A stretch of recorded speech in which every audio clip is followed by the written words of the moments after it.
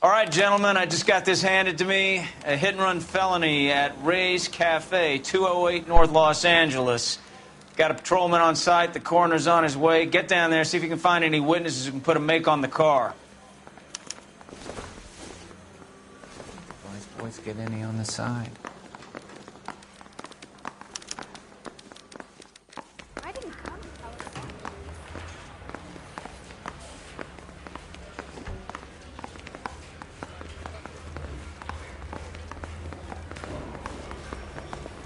I want to make homicide. You know you made it if you can get that desk. Well, you don't see that every day.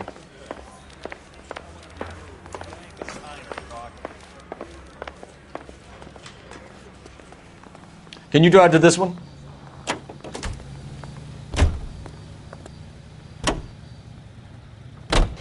Looks like the DA is going to press charges. Anna Rodriguez might do time. I'll speak to the DA. She suffered enough. I don't know, Cole. She's an easy make, and the DA likes convictions. I'll convince him to let it go. How do you do that? I'll give him something better.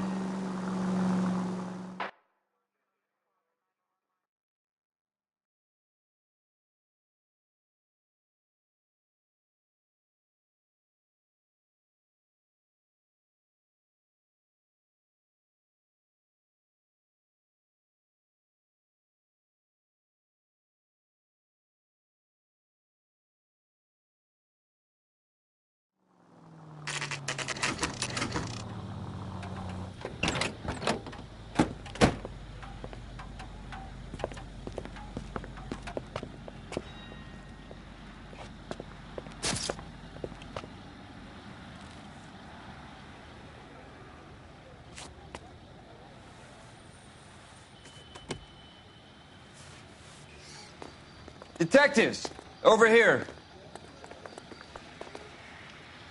Cole Phelps, traffic. What have we got?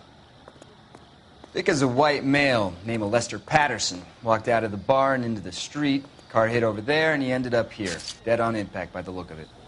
Have you canvassed the area? The only one with anything useful to contribute is the young lady over there. She lives above the bar. Name is Shannon Perry. No, it's not a stage name. 24 years old, she left Kansas to follow the yellow brick road. Is that so? We'll take a formal statement later. Right now, we're going to take a look around.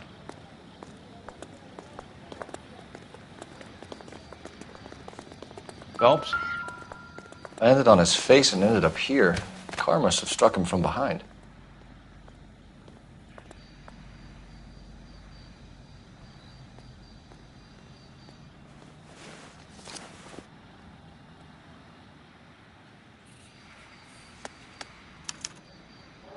We can notify next of kin.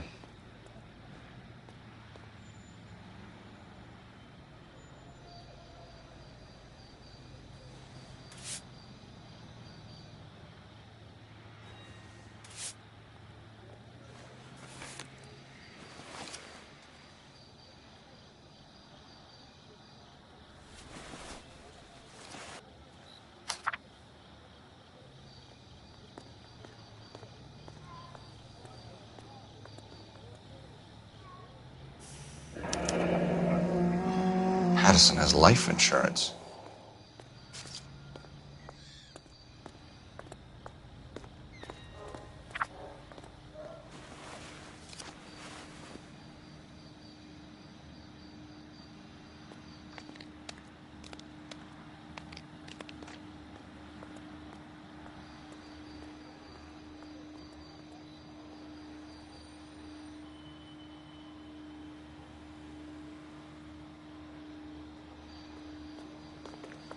What have you got on the victim?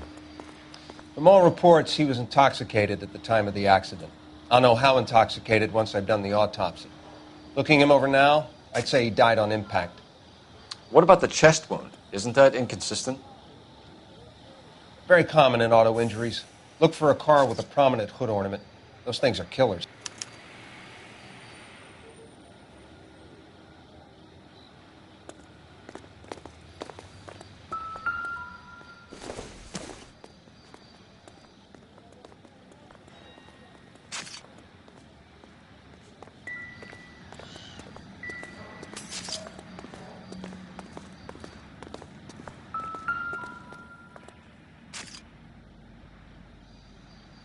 Body traveled a good 20 feet.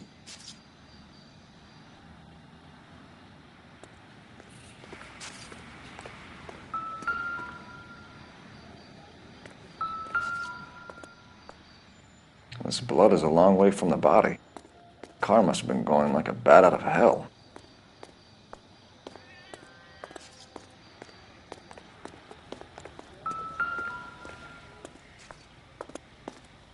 So the driver managed to brake before the impact.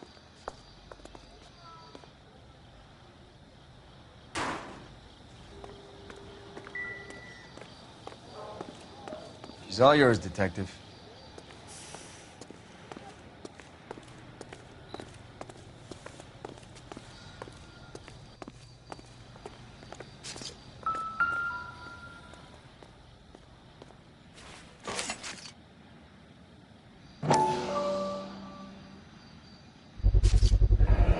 Knife covered in blood. Could be a steak knife. This is a hit-and-run case, Phelps. Anyone could have thrown away a kitchen knife. In any case, we'll want tech services to scrub the alleyway before they bag the knife.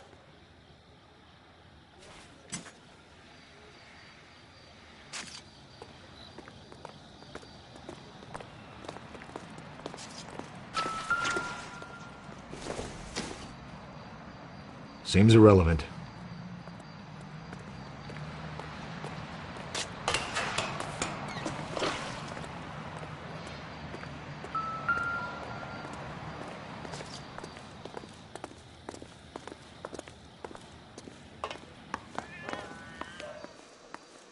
I'll take the bartender. You work the rest of the room.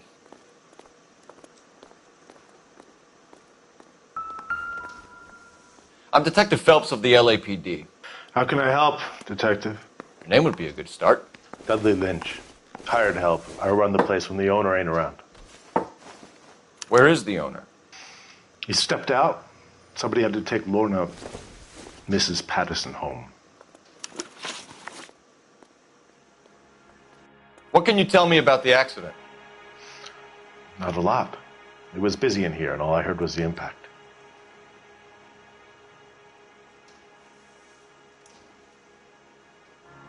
So what was he doing outside? It's against licensing regulations to drink on the sidewalk. Lester and Lorna were having a fight. The owner made him take it outside. It was pretty ugly. Do you know the victim? Yeah. Lester Patterson. He's a regular here, or he was. Not one of your favorite customers? Lester was special, but not my kind of special. Was Lester drinking alone? No. He came here with his wife. She didn't seem too interested in the booze, though.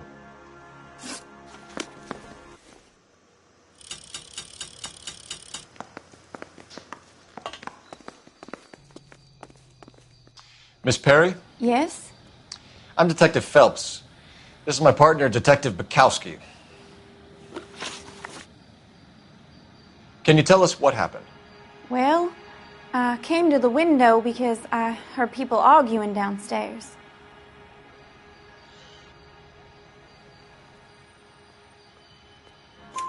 Then what happened? I saw a car hit that poor man and knock him down the street.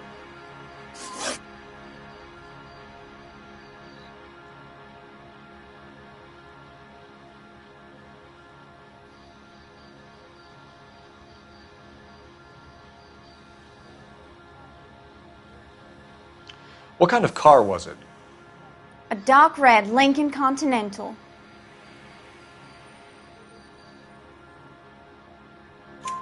Did you see the license plate? Only the first three letters, I'm afraid. 3C8. Tell me more about the argument you heard. Well, there were two voices. A man and a woman, that's all.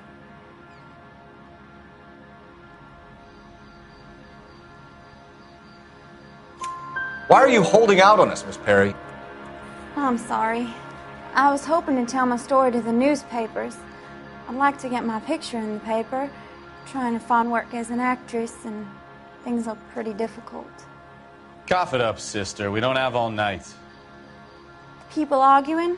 They were husband and wife. I could tell by what she was yelling. Intimate things. Very embarrassing for the man. Thank you, Miss Perry. Your information has been very helpful. You can go now. You really think so? I hope you find that driver and put him away. You certainly got away with the dames, Phelps. Give it a rest, Bukowski. Let's see what the patrons have to say.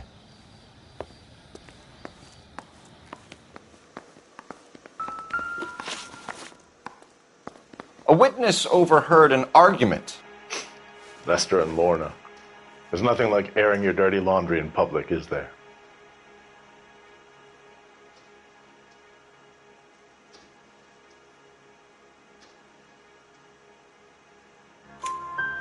Why was Lorna Patterson in such a hurry to leave? What is going on here? Lorna was pretty upset, so Leroy took her home. Lorna and Leroy are close. They've been talking about opening a new bar. Leroy? Leroy Sabo, the owner.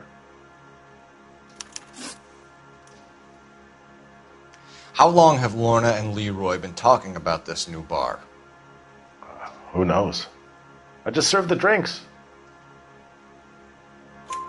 Bartenders hear all sorts of things. Are you going to tell me, or do we have to start playing rough? When Lester was drinking, he treated Lorna like dirt. He gambled away all their money. Lorna pitched Leroy about the bar. I don't know how interested he is. Is Leroy doing well? Hell no. The only thing keeping this place afloat are the poker games. Thanks for your help, Lynch. I'm going to need you to sign a statement with the patrolman. Sure, no problem. You get anything out of the regulars? They weren't giving too much away. They liked watching Lester and Lorna go a few rounds every other day. And Lester was a fan of the love tap.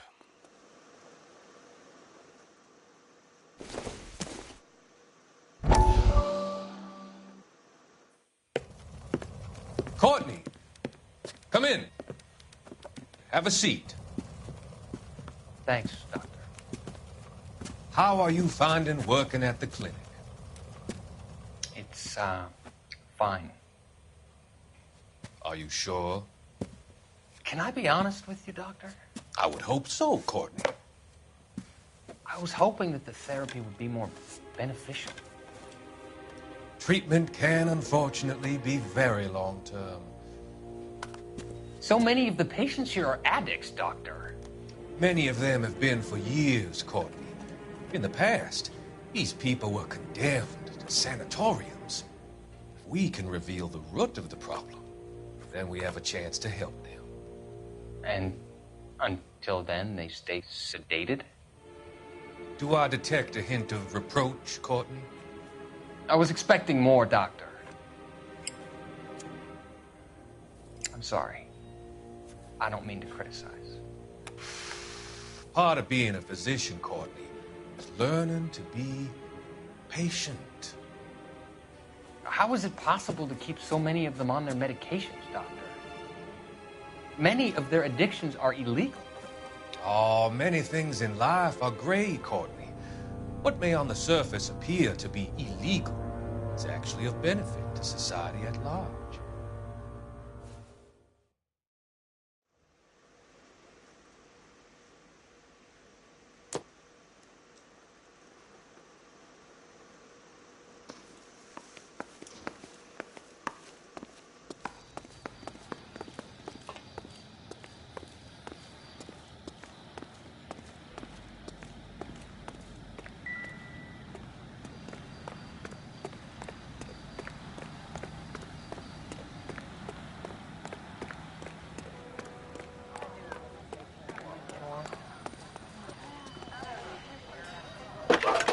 swear, this town's going straight to hell. Phelps, badge 1247. How can I help, Detective? I need to run a partial license plate, 3 Charles 8. Cross-check possible Lincoln owners. Suspect vehicle is a red Lincoln Continental. Just a moment, Detective. Only one possible make on that license. Registered to a William Shelton, 738 West Temple Street. Thank you.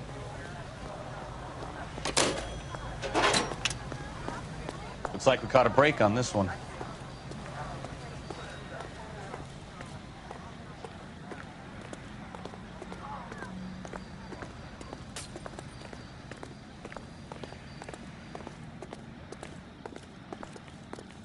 You can drive. Fine. Where are we headed?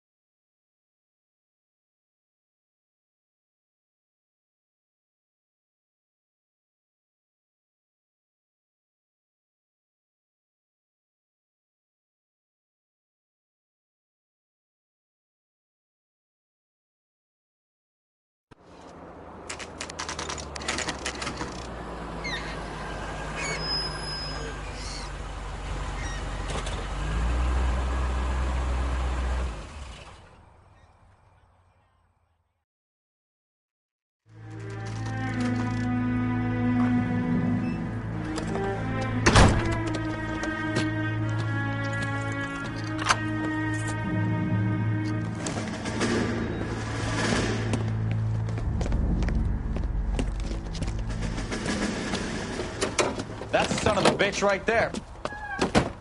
William Shelton? Yes? It doesn't look good, Shelton. You packing your bags and making a run for it? You know why we're here. Yes. The accident. We've got witnesses who can put this car at the scene, not to mention the physical damage. This is open and shut, Shelton.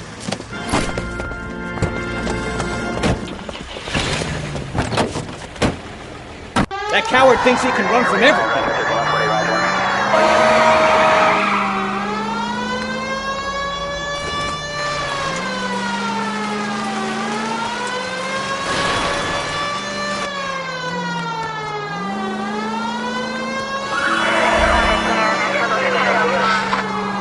Lay into his wheel arches. Come on.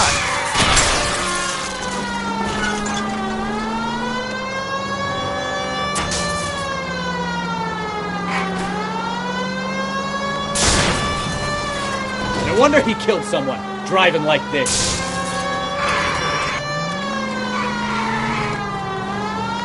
Enough games, Phelps. Take this guy out. Don't let that asshole get away.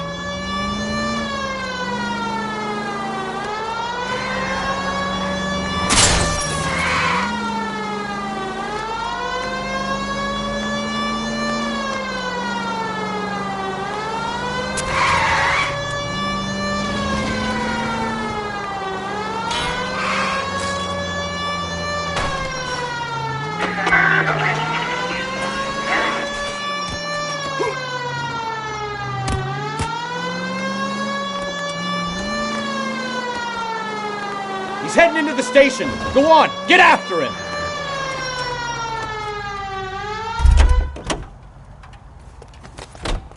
Hold it right there, Shelton!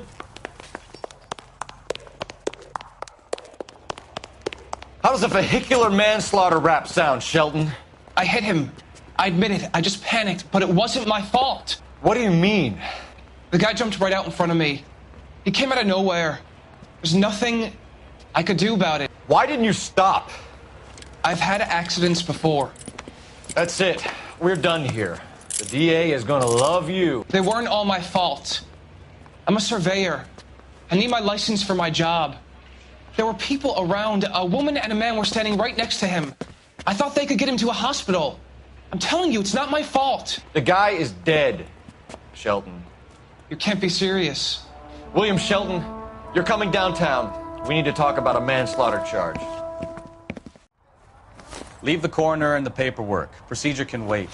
You should probably go speak to the wife and let her know what's happening. Okay. You become all heart at the prospect of paperwork, don't you? So the wife was there when it happened, but then left the scene. You're right. That's pretty unusual behavior. She could be in shock. I saw some people do some strange things in the war after their buddies got hurt. Maybe. Maybe she doesn't give a fuck. According to the patrons, her old man was a piece of work. You don't think... Phelps, the guy was run over. So it worked out well for this broad. So what? Maybe she deserved to catch a break. Who knows?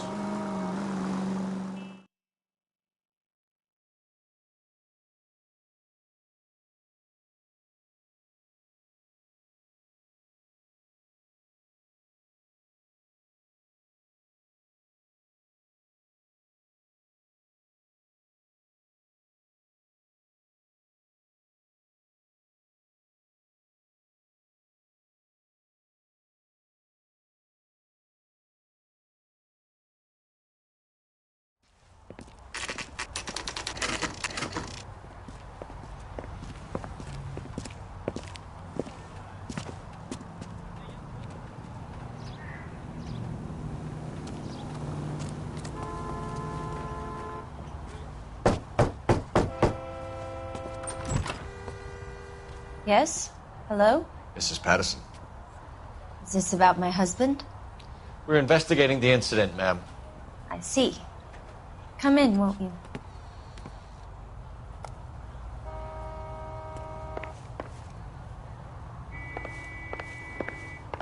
Can you tell me what happened? What's to tell? He got hit by a car and now he's dead. You don't appear to be too upset about the fact. Lester and I met on a furlough in '44. We got married that weekend. People don't understand it now, but that happened a lot back then. I see. So you probably did well to stick it out this long. What's that supposed to mean, mister? I think it's about time you left. I have someone here, I and beg your pardon? You're gonna have to run that one by us again, sister. It's okay, Lorna. I'm Leroy Sabo. Well, well.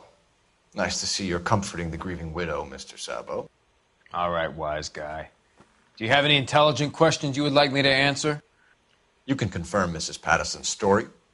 Lester lost at cards. He was kind of hard to control when he lost his temper. He turned without looking and walked right out in front of the car. It wasn't good. What's your relationship with Mrs. Patterson, Mr. Sabo? We're friends. Good friends. You expect me to believe that? Look, I was filing for divorce. Mental cruelty. Lester could be a mean son of a bitch. And Lester knew about that? No, I hadn't told him. Well, hasn't this worked out well for the two of you? I feel almost bad for busting in on this little rendezvous. How did the car come to hit Lester? He walked straight into the path of an oncoming car.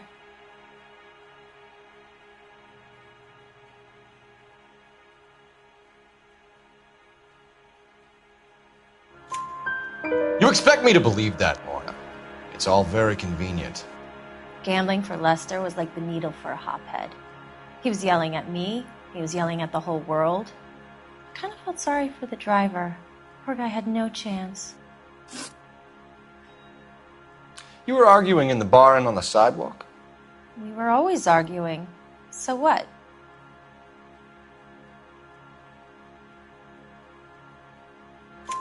Admit it. You were baiting him, pushing his buttons. We can easily get the full story from the regulars in the bar.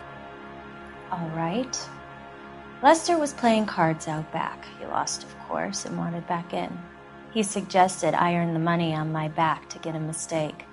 That was the proposition he was putting to his so-called buddies. So maybe I was a little angrier than usual. Let's just say I took exception to his idea.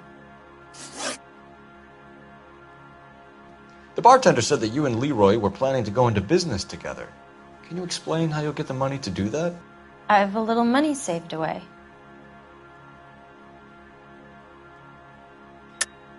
You're being economical with the truth, Lorna. You want to back that up, little man?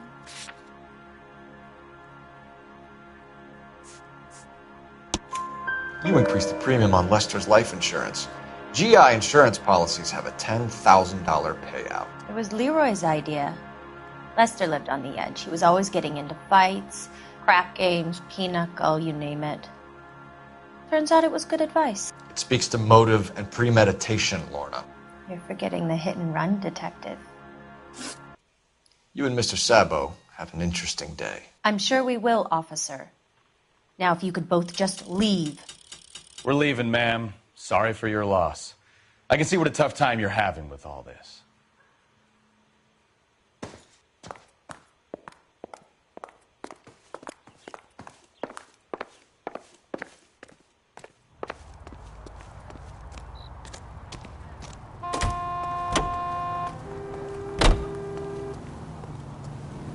You're behind the wheel. All right. Where to?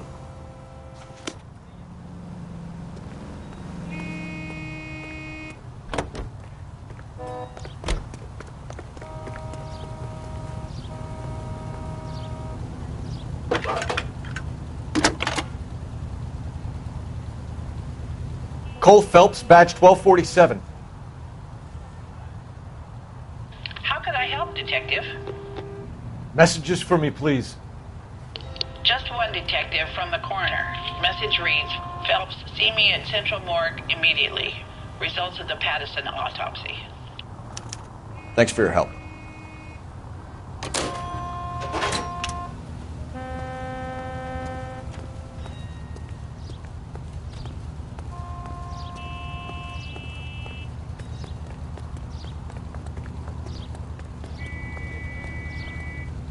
You know the way. You can drive. So, where you want to go?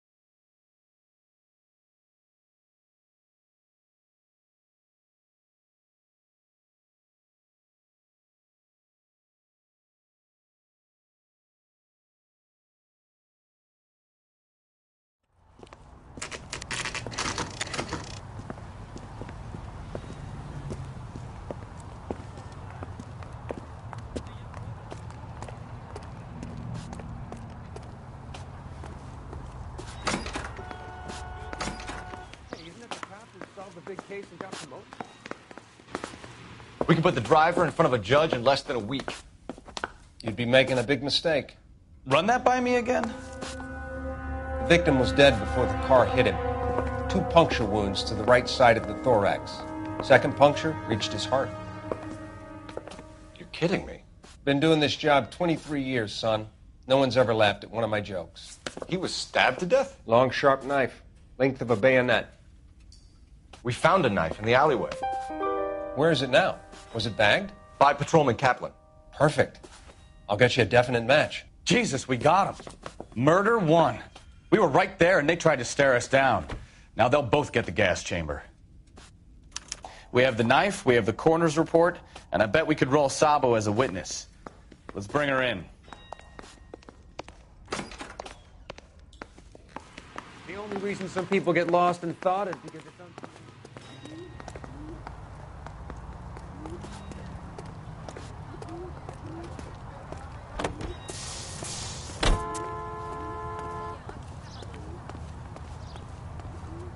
You're behind the wheel. And where exactly are we going?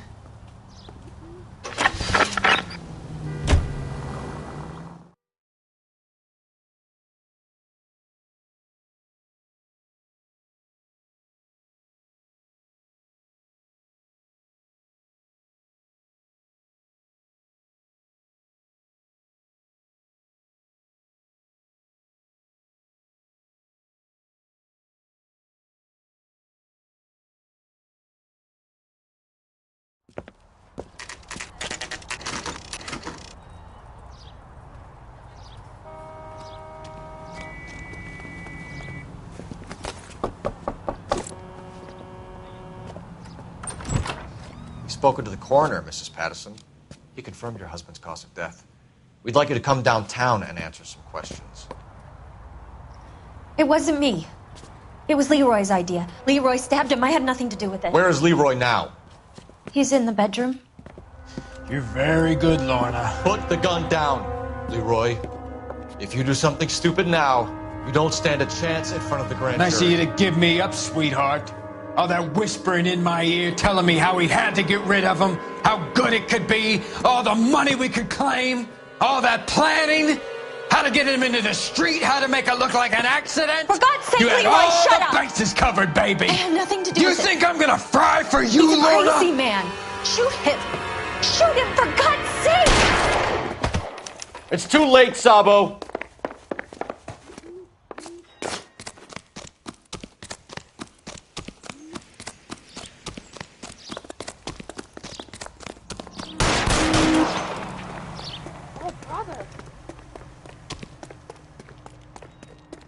Sabo, stop or I will shoot!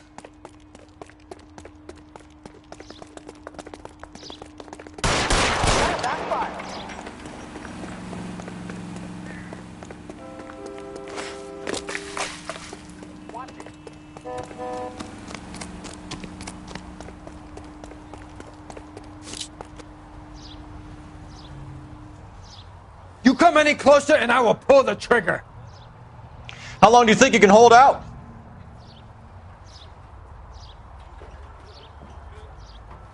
Put your weapons down and your hands in the air. You're making...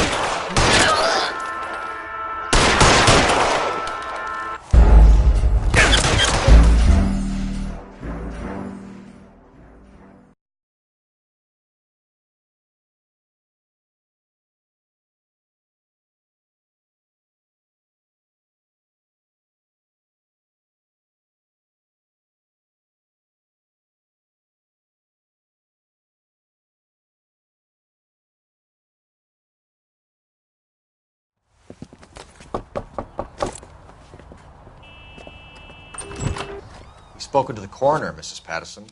He confirmed your husband's cause of death. We'd like you to come downtown and answer some questions.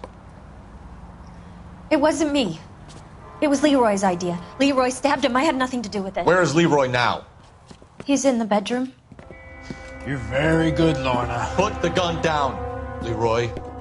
If you do something stupid now, you don't stand a chance in front of the grand Nice jury. of you to give me up, sweetheart. All that whispering in my ear telling me how we had to get rid of him, how good it could be, all the money we could claim, all that planning, how to get him into the street, how to make it look like an accident. For God's sake, you had Leroy, all shut the up! bases covered, baby. I had nothing to do You with it. think I'm gonna fry for you, He's a Lorna? crazy man. Shoot him. Shoot him, for God's sake! It's too late, Sabo.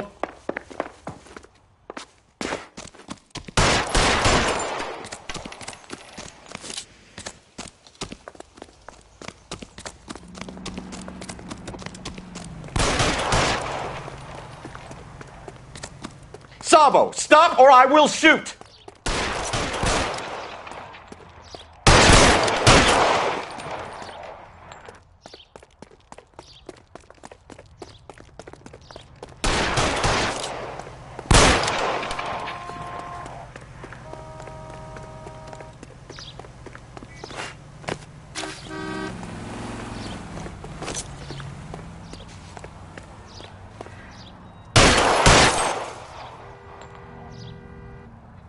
You come any closer and I will pull the trigger. Put the weapon down.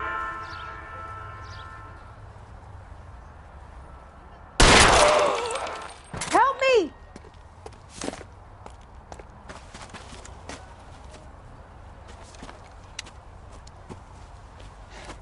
You look spooked, Phelps. I thought you'd been under fire before.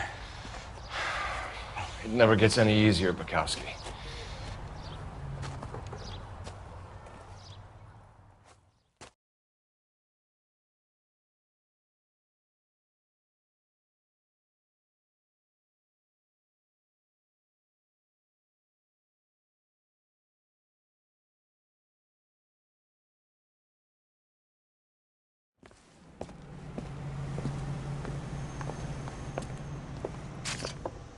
So, I give you a hit and run. You bring me back fraud, conspiracy, and first-degree murder. This is how a good detective operates, Phelps. You take nothing at face value. You keep digging and asking questions until you get to the truth. You got some sharp elbows on you, detective. I like that. Keep up the good work.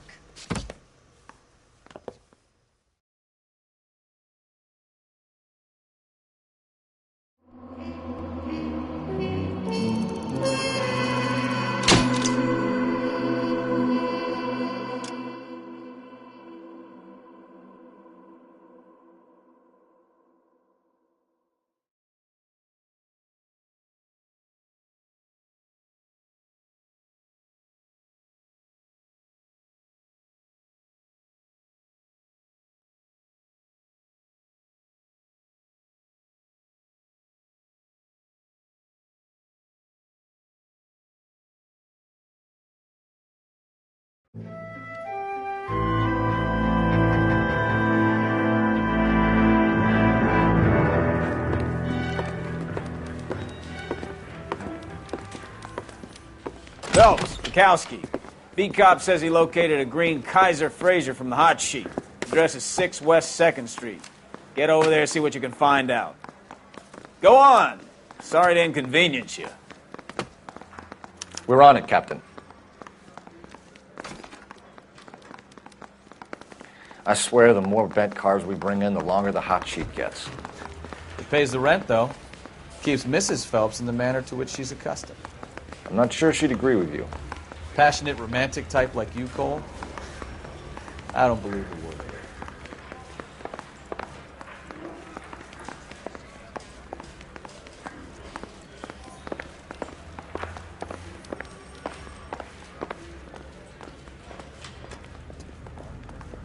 Can you drive to this one?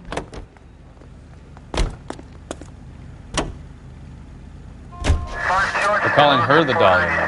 I wonder what Veronica Lake makes of that one. What a case. You hear whether they're making any progress? Well, Captain Donnelly seems to think they have it all wrapped up. Brown and Green are sweating this Manley character. I heard it'll be in front of a grand jury by next week. Poor thing. Terrible enough being murdered like that without having their death strewn all over the front pages.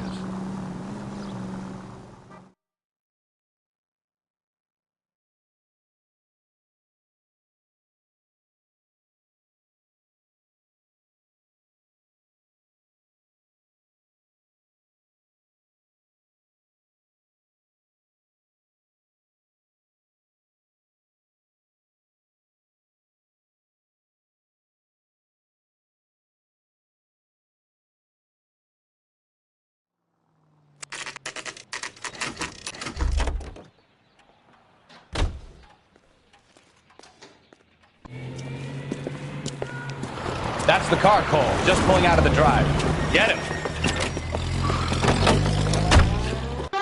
Remember, we need him healthy enough to answer questions. 1247, Detective Phelps, requesting immediate backup in pursuit of a stolen green Kaiser Fraser from 6 West 2nd Street.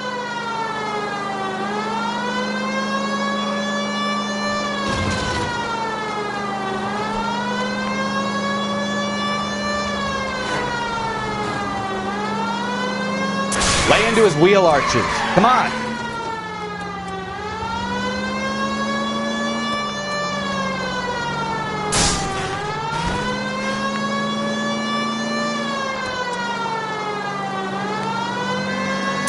Enough games, Phelps. Take this guy out.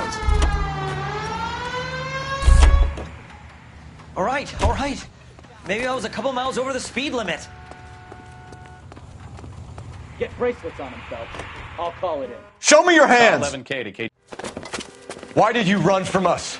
I saw a big car in my rearview mirror with two tough guys bearing down on me. What would you do? What's your name? Cliff Harrison. You're under arrest. For what? What are you talking about? Nice try. I'm talking about the car being stolen. You're out of your mind. I bought the car, and I've got the paperwork to prove it.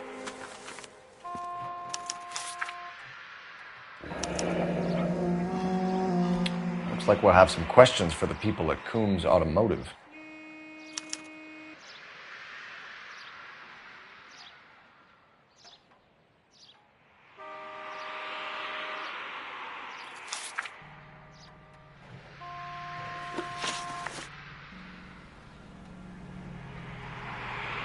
You purchased this car from Coombs Automotive Company? Yeah, that's right.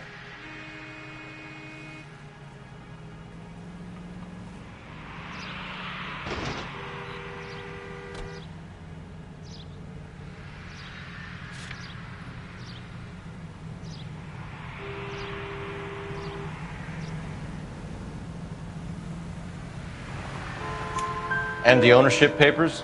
From the same place.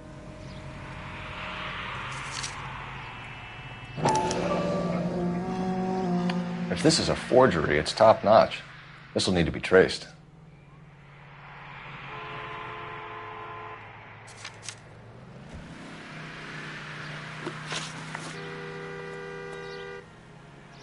You have a criminal record, Mr. Harrison? No, nothing like that.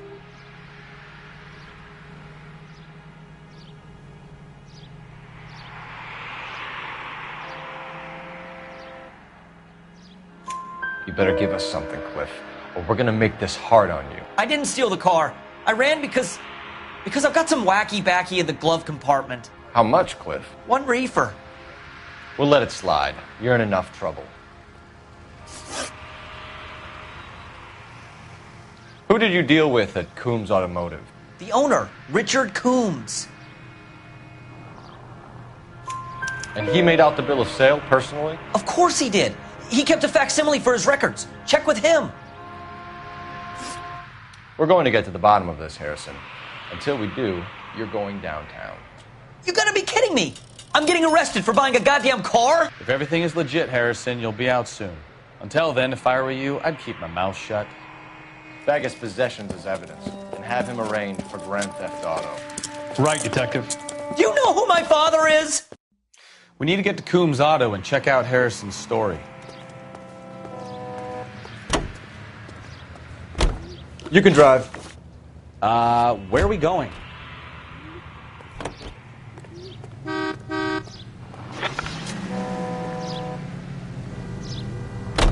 know what? I think he's telling the truth. Some of the most convincing people you will ever listen to are born liars. Usually they're called politicians.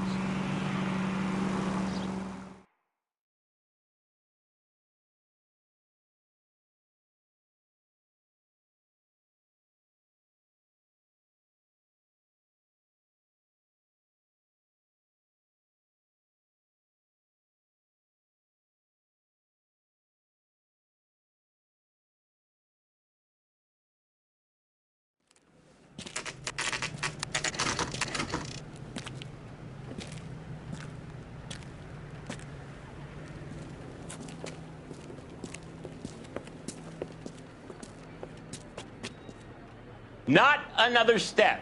I have got a Buick Century sedan that would be absolutely perfect for you. Detective Phelps, LAPD, are you the owner? That's right. Richard Coombs at your service. You looking to trade in a black and white, boys? Mr. Coombs, we're investigating an auto theft. A man by the name of Cliff Harrison claims he bought the car here. Well, some people would say that my cars are a steal. That's a joke, sir. Very amusing, Mr. Coombs. I remember Harrison. It was a green two-tone Kaiser Frazer, if I remember rightly. Do you have the bill of sale? It's in my office. Walk this way.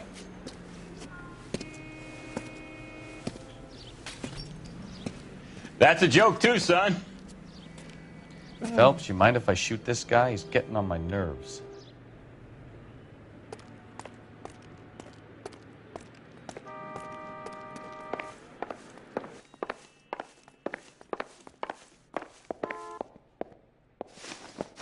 Here it is.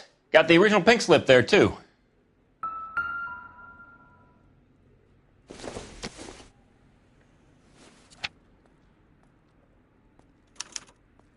Gene Archer, 146 North Fremont Avenue.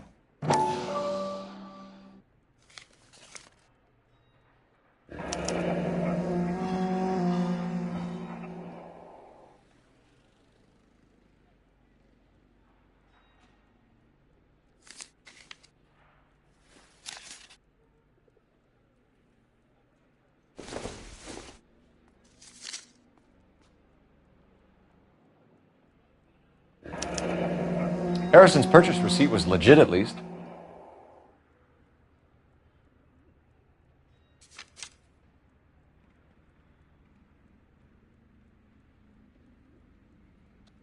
We have a couple of questions. All right, fellas. Shoot. Can you tell us how you came to buy the car? Girl just wandered in right off the street.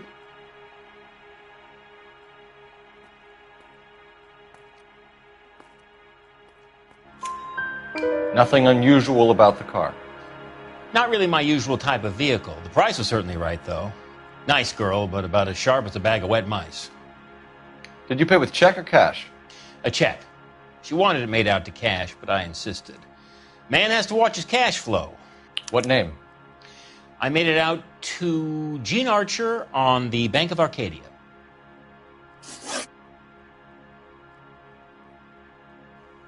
Can you describe this Gene Archer? Brunette, maybe 25, 26.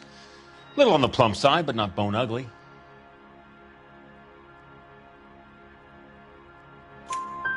What was your impression of her?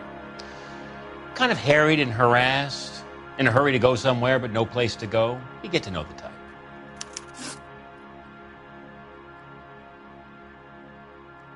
Do you know anything about the company that prints these pink slips?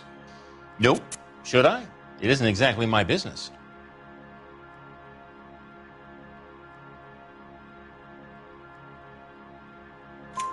It says Marquee Printing. You've never heard of them?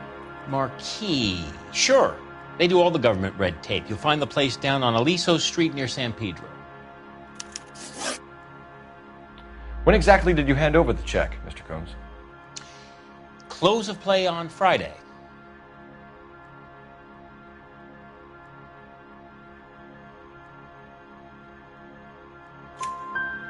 Why didn't you pay her cash? You knew the car was dirty. I had an inkling. When people are in a hurry for money, always pay by check, son. Gives you a couple days to back out. This was all above board. Yes, of course it was. Did this look legitimate to you, Coombs? I'm in used cars, son, not bearer bonds. In my business, you don't look a gift horse in the mouth. Now don't come on all high and mighty with me if you want my help. Thanks for your help, Mr. Coombs. We need to continue the investigation. Hope you sort out your problem with Mr. Harrison. Go easy on him, son. Boy's about as sharp as a bowling ball. He's built too low. The fastballs fly over his head.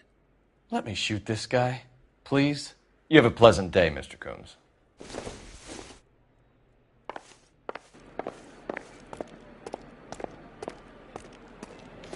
Well, Harrison might be off the hook, but we can still run an APB on Gene Archer.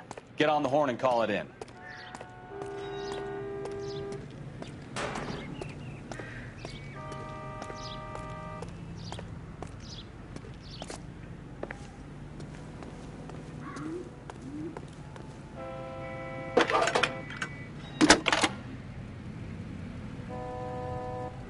Phelps, badge 1247.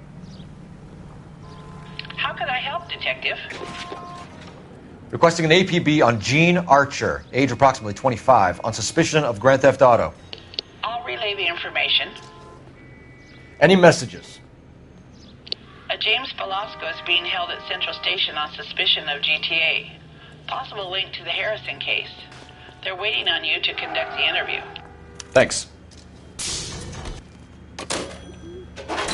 I survived the war for this?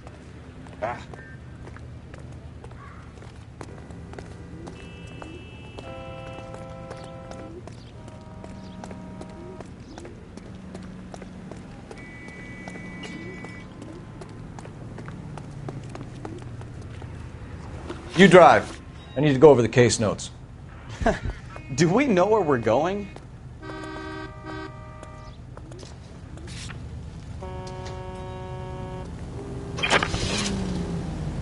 Here's a chicken and egg question for you. Do you think you have to be an asshole to sell cars? Or that selling cars turns you into an asshole? You've got it in for everyone today, haven't you? I've always got it in for car salesmen. Doesn't matter what day it is. And why do they always think they're comedians when they're about as funny as a heart attack? Maybe the more annoying they are, the quicker you sign on the dotted line. just to get the hell out of there.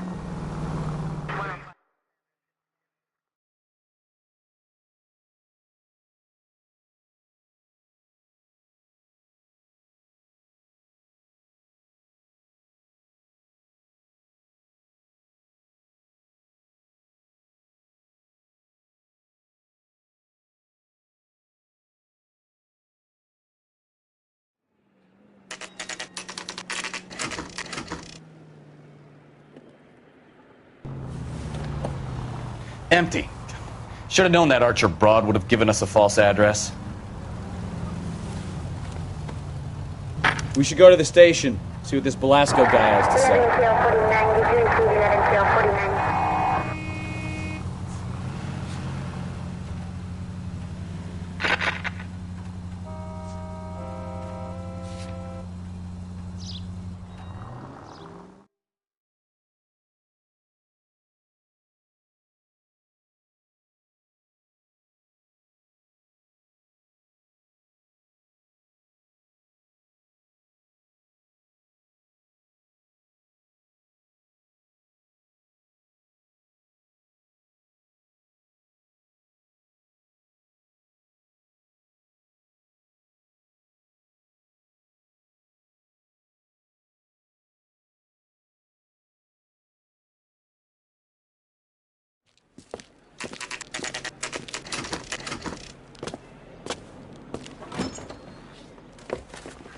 Detectives, Belasco is prepped and ready in 2. Another stolen car with legit papers. Thanks.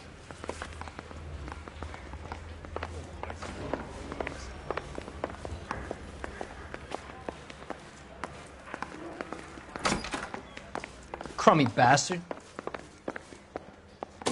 James Belasco? I want a lawyer. It's my car and I got the proof right here. Take a look for yourself.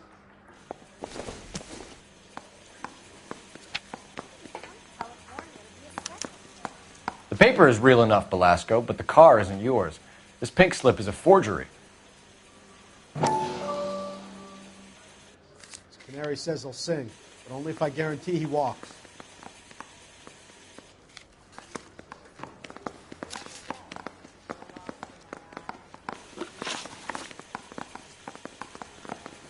Where were you taking the car, James?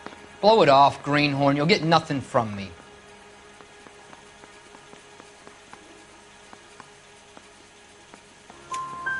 You're a 2-time loser. If you don't give me something, I'm going to ask the DA for the maximum. You're looking at 10 years, Belasco. Kiss your youth goodbye.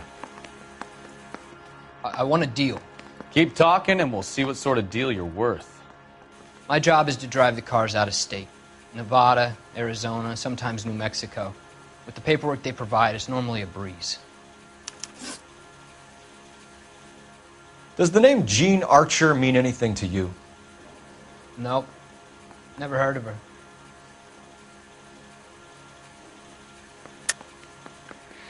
You're a liar, James. Say that again. I'm telling the truth. I don't know the broad.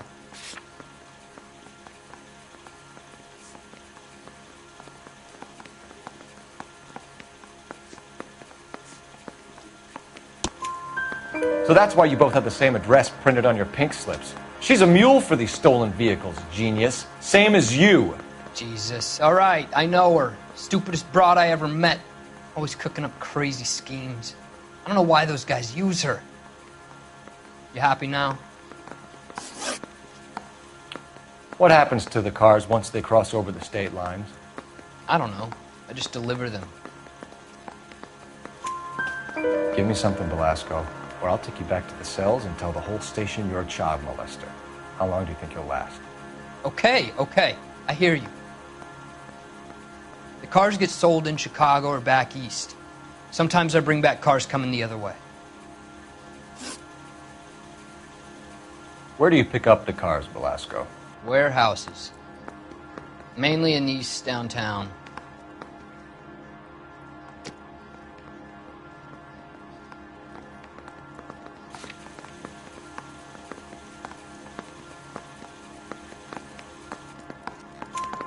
An address, Belasco. You want my help with the DA? Cough it up. Now. A place on Industrial Street. I don't know the number. You're gonna help me out, right? Keep talking, kid, and we'll see what we can do. All right, James. We're going to check if this information is worth anything. And if it is, I need your help here, pal. If it is, then we'll know you're a man of your word, and so will the DA. You're Phelps, right? Yes, I am. Look, can we do this later? I'm in the middle of it. Ray Pinker. I'm with Technical Services. The pink slips are all real. Yes, we know that. There's only one company that prints them in California, the Marquee Printing Company. They've confirmed that the numbers are legitimate. You've checked them out? Sure. They're on Aliso Street, near the corner of San Pedro. The guy I spoke to was Lightval. Gordon Lightval. Here, I wrote it down. Thanks, Ray. This is a great lead. We'll get down there as soon as we can.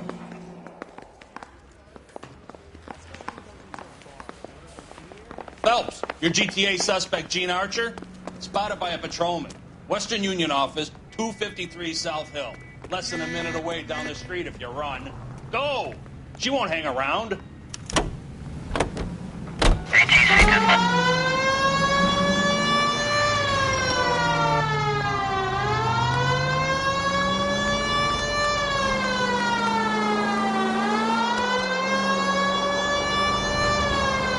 Come on! We don't want to lose her!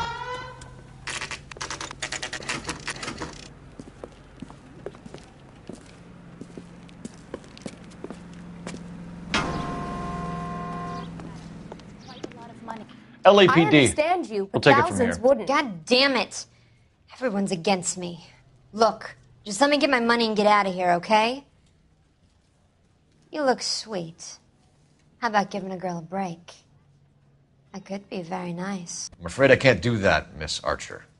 Stefan, call for black and white. Just my luck to get the only hair sure cop in the LAPD. The car you sold to Coombs was stolen, Miss Archer. There won't be any money. I handed over all the right paperwork when I sold it, Buster. Gene, you've blown open the whole operation because you were dumb enough to try to sell one of the cars. What do you think they're going to do to you? Give me something. I was just doing what they do. They paid me $50 to drive the car. I made $2 grand selling it. You made zero. And if they catch you, you're dead. Is that all your life's worth? Look, a girl needs things. I don't see you looking out for me. How long have you and Belasco been delivering cars? Who is James Belasco? You're lying. James Belasco. I don't remember mentioning his first name, Miss Archer. Oh, I think you did, didn't you? Well, I'm sure of it. Anyway, I don't know him.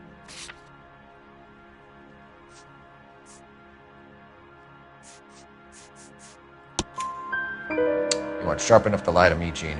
You and James Belasco share the same address on your pink slips. We have him in a cell. Okay, so I know the creep. The pink slips are real. The home addresses are always vacant lots.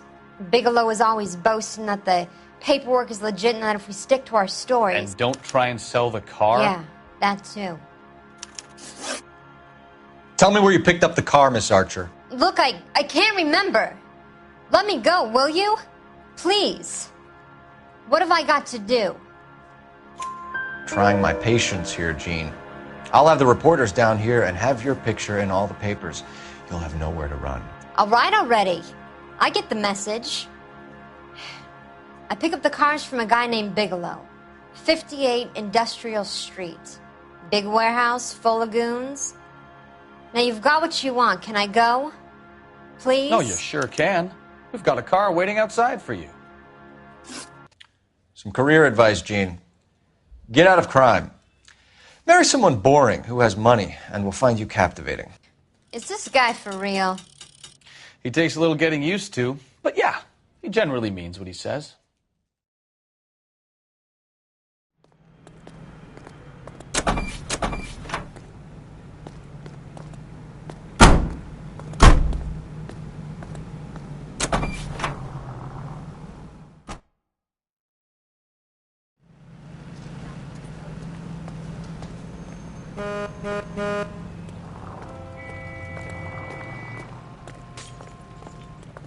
Can you drive to this one? Where are we going?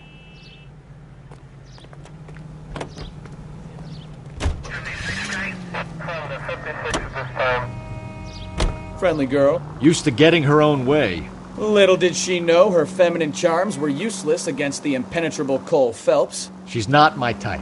And what is your type, Phelps? I'm married. I know that. But you're not blind or dead inside, are you? Wait, scrap that second half of the question. I don't know. Blondes, I guess. Hallelujah! The man is human after all. Now we're getting somewhere. Yep, I'm with you on the blondes. Brunettes are fine too. And there's nothing wrong with a good redhead. But I draw the line at gray. You know what? I might have to lift that embargo soon in the interest of maintaining a free market. A man with high standards. My standards are only as high as the last glass of whiskey.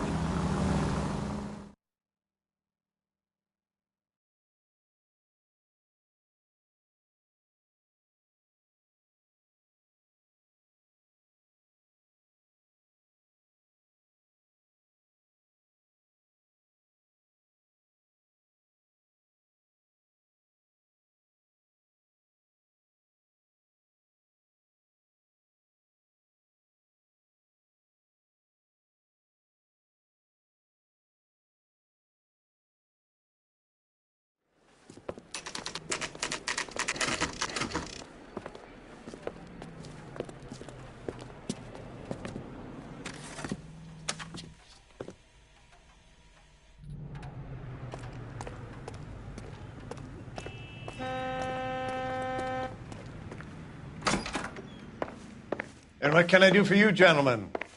I'm a traffic detective from Central Division. Who's in charge here? I am, Gordon Lightfall. What's this about? We understand that your company prints California vehicle titles. Yes, I have the government contract to print pink slips. I've done for some years. Have you had any goods or equipment stolen recently? We're running up against stolen cars with seemingly legitimate paperwork. Not recently. Have you ruled out forgery? There's no shortage of talented artists in this town. We'll keep it in mind.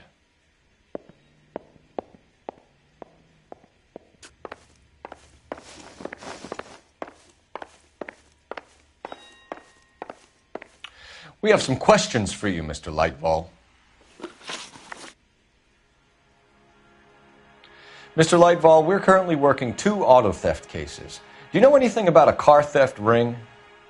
Certainly not.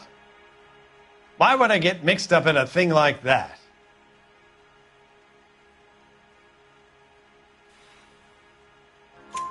We have suspects with legitimate pink slips that were printed here, Lightfall. You better give me something before I bring the whole department down here. Don't be hysterical, Detective. As a matter of fact, we had a similar problem a couple of years ago.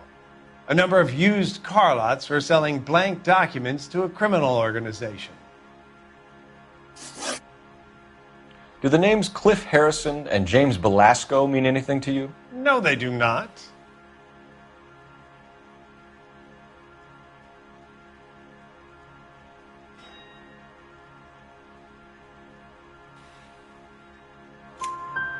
Harrison bought his car from Coombs. The pink slip looks good, and that points the finger here. Do you have any employee trouble? No, I don't. They've all been carefully screened. Look, now that I think about it, the name Coombs sounds familiar. I think they may have been involved in stolen documents in the past. Do you have a delivery ledger, Mr. Lightfall? We would like to cross-check against the Coombs Automotive Emporium. It's a little out of the ordinary, Detective. I'm not sure I can share those sorts of records.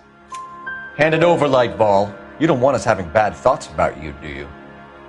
Very well, but this really is irregular. Over here.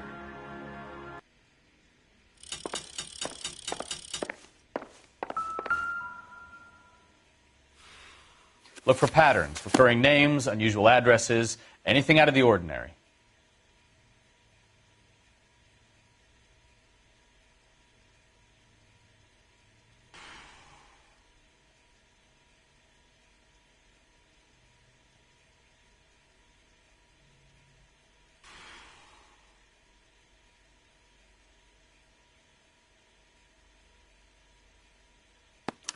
You certainly encourage repeat business, Lightval.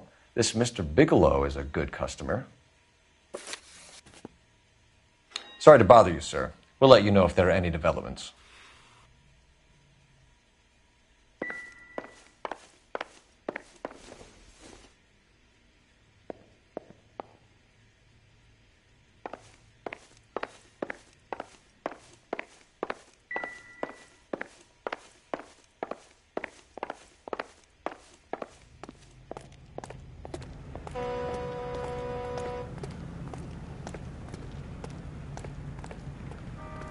You're behind the wheel. Fine. Where are we headed?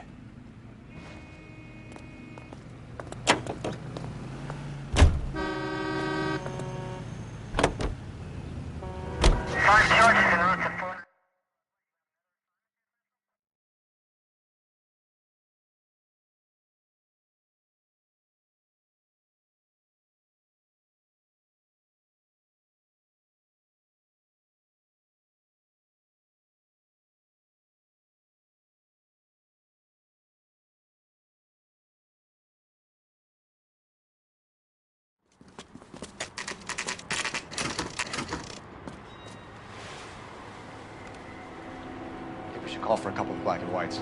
Get Fleischer down here. I thought you Marines were gung-ho, Cole. You have a 45. Don't you ever want to use it? I'll take the back. Just give me a few seconds to get around there.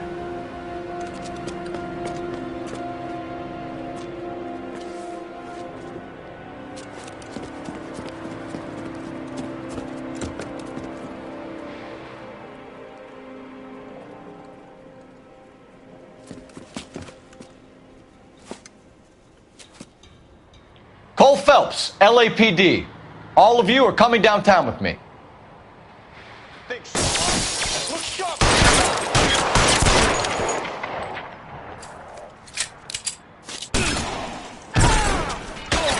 Throw out the guns.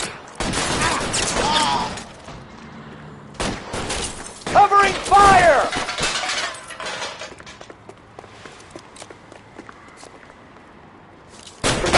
Stay down.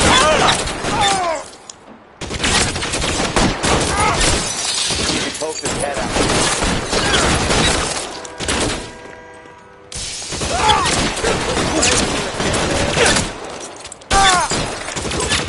Find some cover!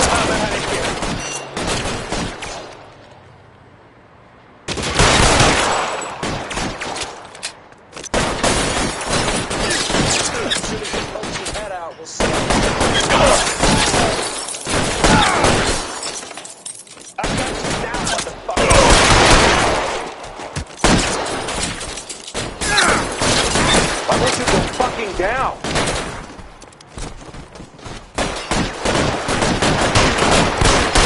Getting cover.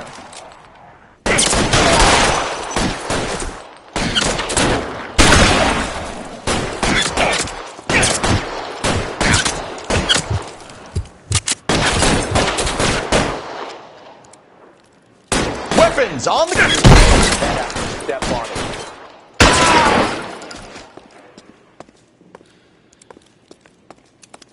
You're clear!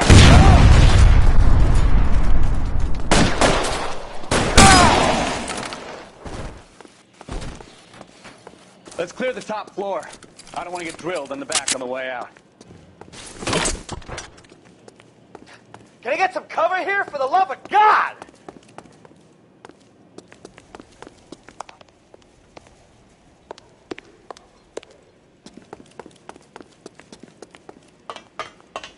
Put your weapons down and your hands in the air.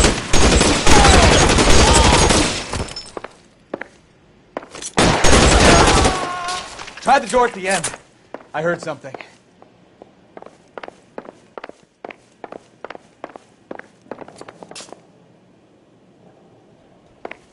All right, don't shoot! Keep your hands up. Watch him, Bukowski. He doesn't move until I've tossed this place.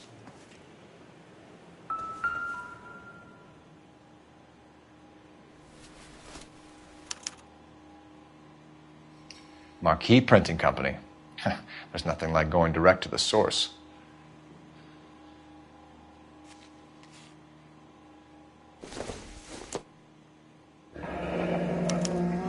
betting slip. Looks like Mr. Lightfall has been on a losing streak.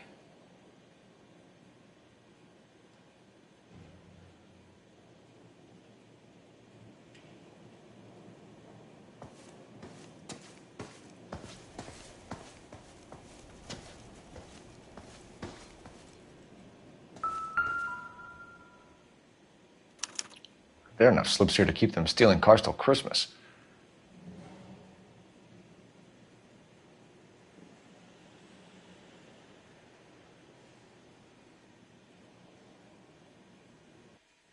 We've got a trail of pink slips and stolen cars that leads right to your door, Bigelow. You're in this up to your neck, but I don't think you're the man in charge. Make it easier on yourself. Give him up. I do work on cars for customers. You charge in here shooting up the place like it's the Ballad of Bulge. I can't give you anything. We know about marquee printing. You can make this easier on yourself by giving us your man on the inside. I sometimes repair cars and put them back on the road. I need a pink slip to resell them. There's no problem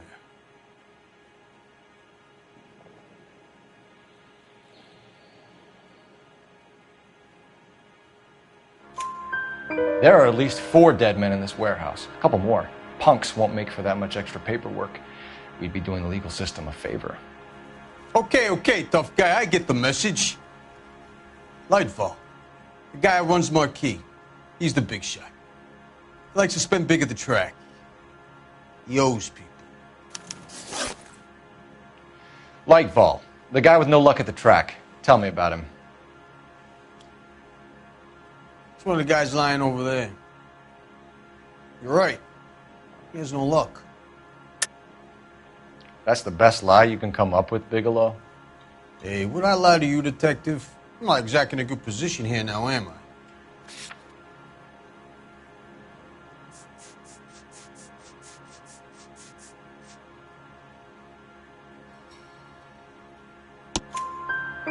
Gordon Lightfall owns Marquee Printing, a government print shop. He's losing big at the track. He has these big government contracts. He's in hock over 20 grand. If the feds find out, contracts will be all over. Lightfall plays ball. All right, Bigelow. The heat is off you. Play your cards right and you'll be able to count your time in Quentin on one hand.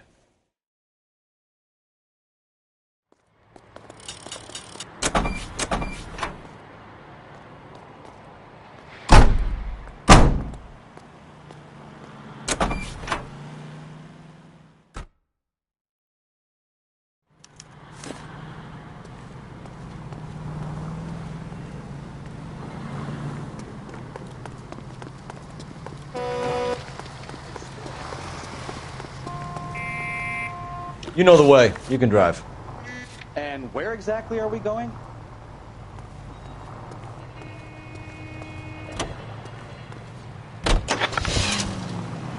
What a mess.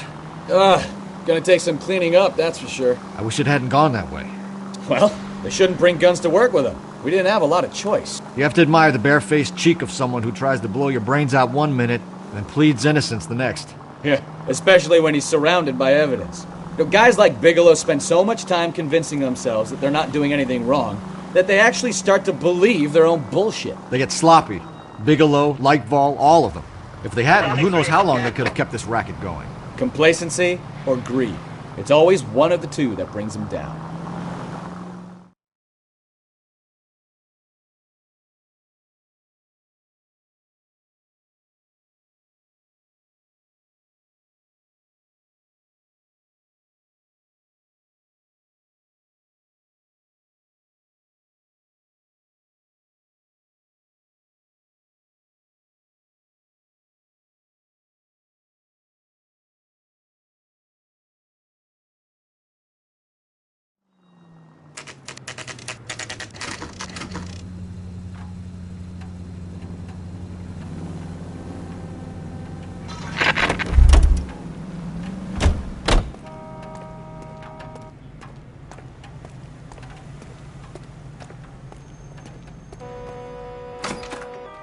You're under arrest. You again? This harassment is starting to wear thin. We found a box of pink slips in a warehouse full of hot cars. You signed for them, Lightball. I signed for all the orders and deliveries. You'll need something better than that, cowboy.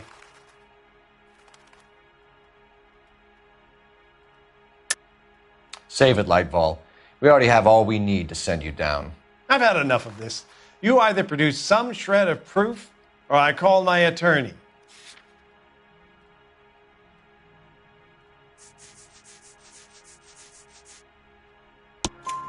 You're in the hole with the organization. We know about the debts, Lightball. I agree, I have a small problem. I'm prepared to help you in any way I can, Detective. I'll name names. I need you to keep this out of the paper. You need to shut up now, Lightball. Gordon Lightball, I'm charging you with conspiracy and fraud. Hands behind your back. The LAPD Central Traffic Division has today smashed a nationwide auto theft ring, writes crime correspondent, blah, blah, blah. Oh, here it is.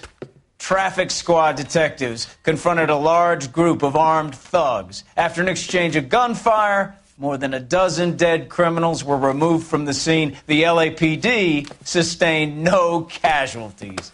Damn fine work, Phelps. Now get out there and nail some more bad guys, will you? I want to finish reading this.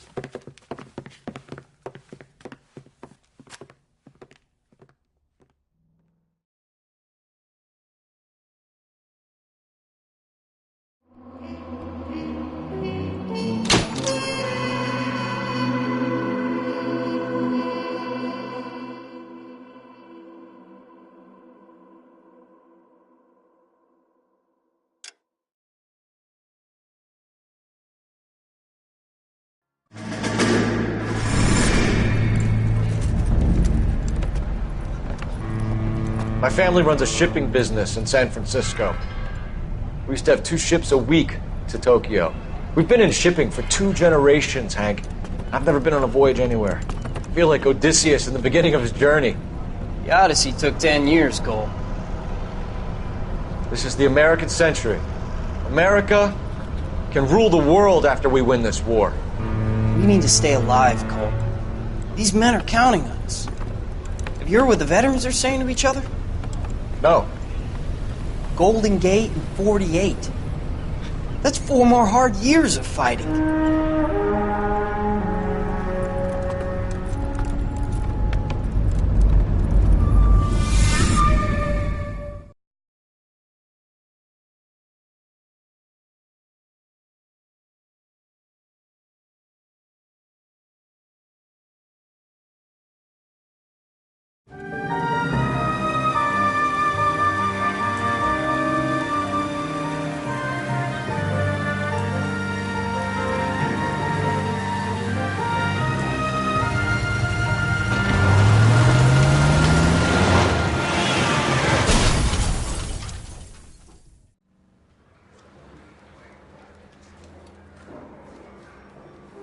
Phelps, Bukowski, you have a new case. 2 women, possible drink drive. How was that a case?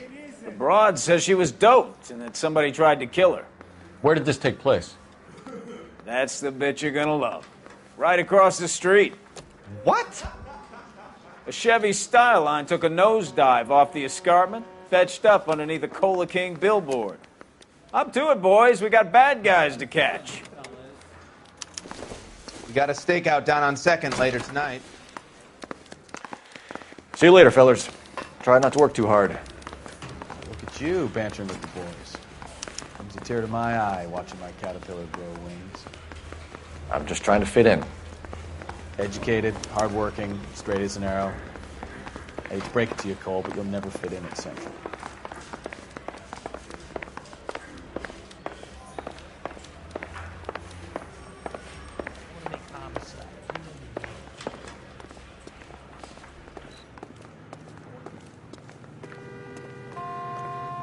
You can drive.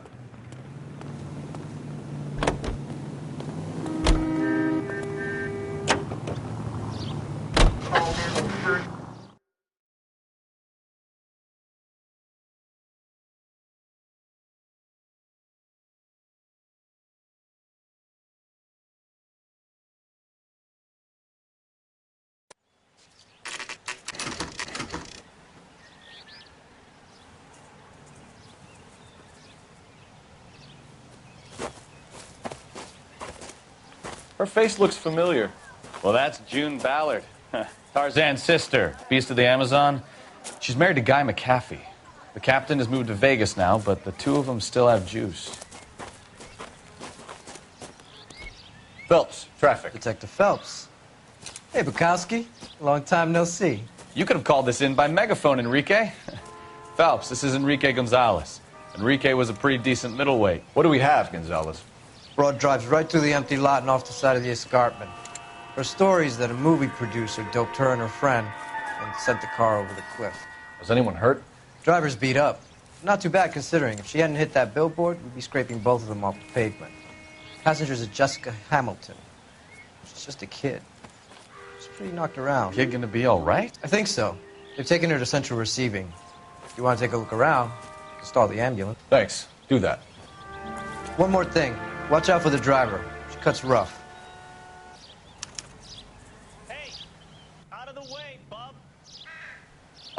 If you're looking for the coroner, he's down by the crash site.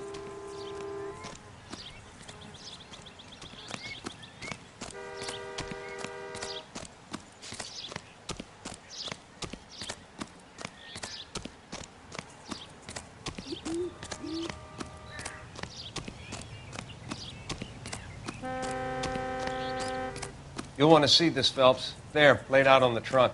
And that isn't even the best part.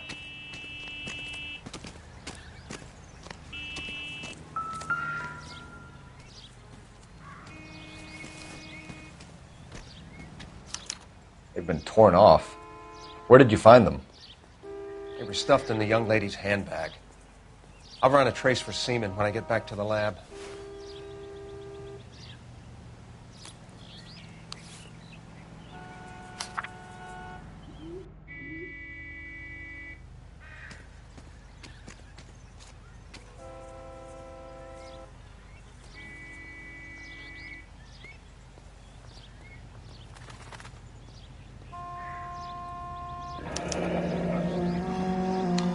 She's a long way from home.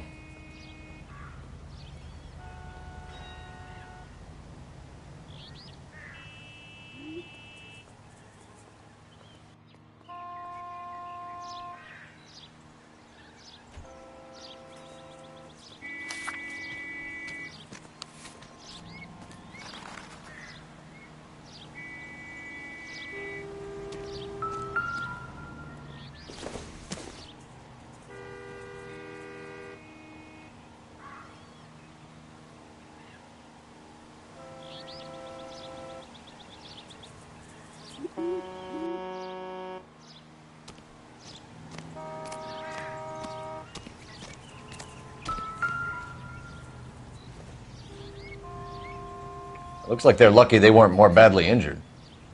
Must have been unconscious. Being relaxed tends to lessen the soft tissue damage.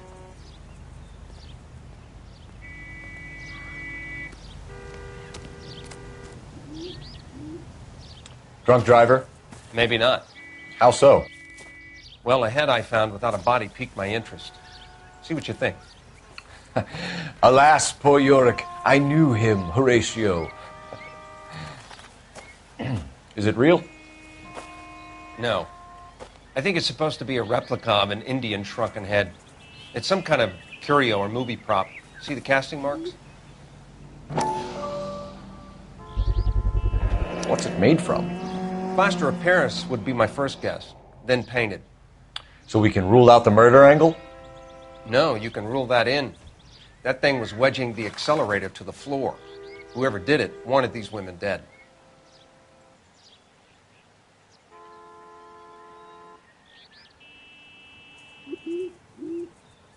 How does someone manage to tip their ride straight off a cliff? If the driver's in a fit state, we should ask.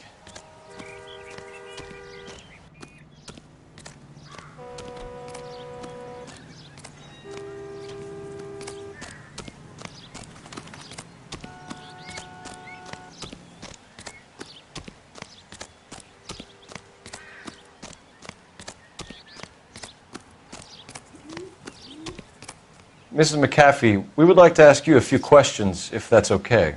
I prefer to use my maiden name, June Ballard. You might be familiar with some of my work. Can you tell us what happened here? You're kind of cute for a cop. Maybe a bit on the serious side. What about me, June? I'm a big fan of You? I don't like. Keep out of this.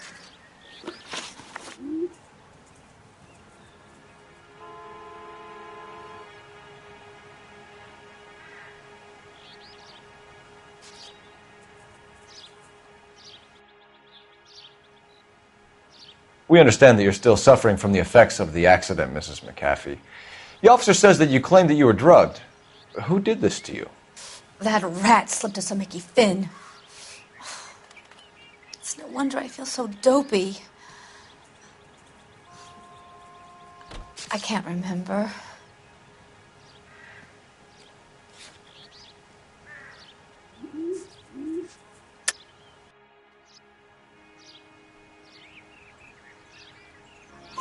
It's a serious offense to withhold information from the police during a criminal investigation, madam. I told you to call me June. You're making me feel like an old lady. And don't bother your handsome head about this. My husband will settle the score with Mark Bishop.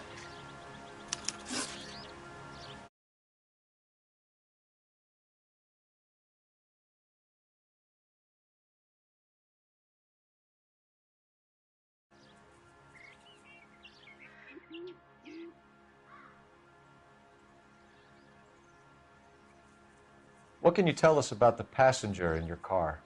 Jessica Hamilton. Poor Jessica. It's been a rough day for her. She's desperate to break into movies. What more can I say?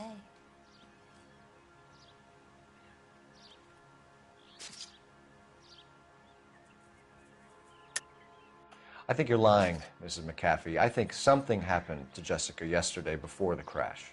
I'm offended, Sunshine. Do you have any proof?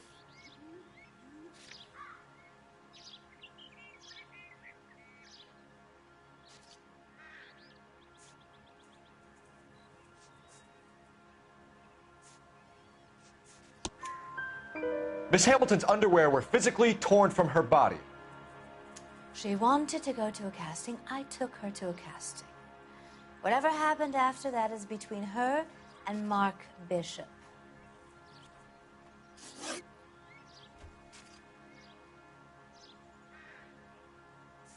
You mentioned a Mark Bishop. You think he might have had something to do with this? He's a movie producer. As for his involvement, you just leave it to me and my husband to worry about.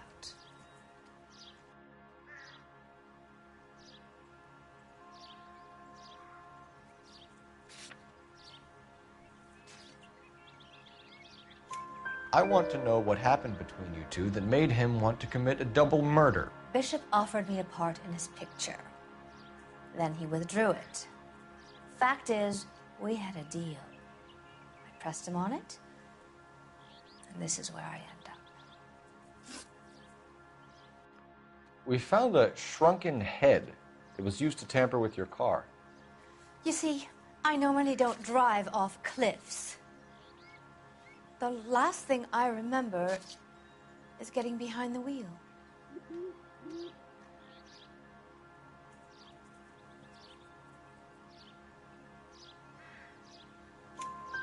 It's obviously some kind of movie prop. You must know where it came from. In case you hadn't noticed, I am the talent. And the talent doesn't deal with props or sets or any of that kind of stuff. Why don't you ask Mark Bishop which prop house he uses? Mrs. McAfee, I think it would be in everyone's best interest if you accompanied Patrolman Gonzalez back to the receiving hospital. I'm going to be okay. These guys can take me home after. My lawyer and I have talked to the news hounds. Mrs. McAfee, you are still under the influence of narcotics, and you're likely to go into shock once the drugs wear off. And I thought you were a heel. It's nice of you to be concerned. I think we're good here. Let's go see what we can shake out of the kid.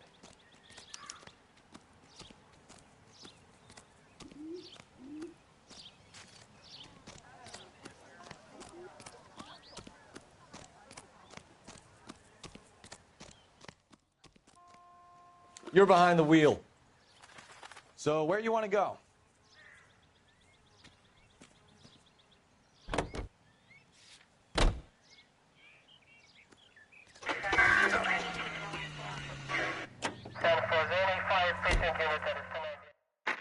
KGPL to car 11K, 11 King. The car crash victim has regained consciousness at Central Receiving Hospital.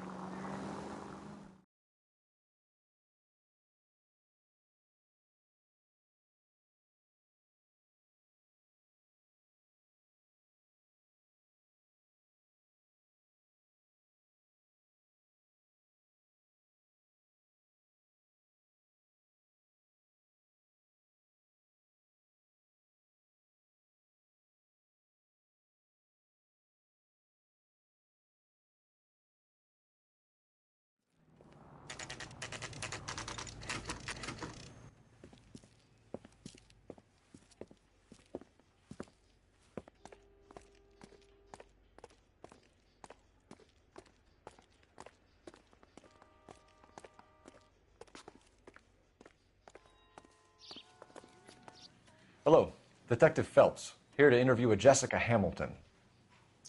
Jessica Hamilton. Oh, yes. She's in the room right behind you, Detective. You can't hold me here. No! I don't need to be manhandled. Hello, Doctor. I'm Detective Phelps. You're attending to the young lady from the auto accident? Yes. She's conscious now, but I doubt she'll remember much. She's still feeling some of the after effects. Jessica was drugged? She certainly was. Chloral hydrate would be my guess, and there's clear evidence of abuse. She's still a minor, Detective. Someone planned a double murder to cover up a statutory rape? Swap 7 years for life and gets Guy McAfee on their case? Doesn't make much sense to me. I guess it depends on what they had to lose.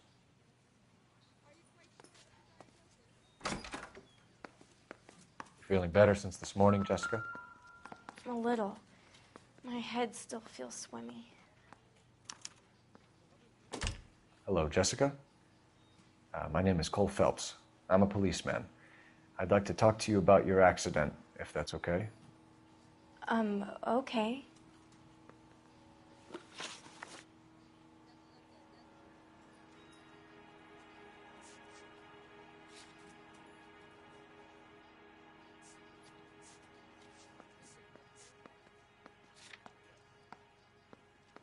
Can you tell me what you remember about the crash? It's all kind of fuzzy. I remember waking up here. Nothing happened yesterday.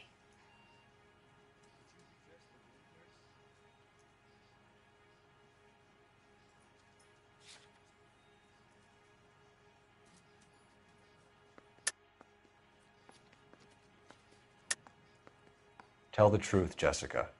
Why the big cover-up? I'm not lying to you.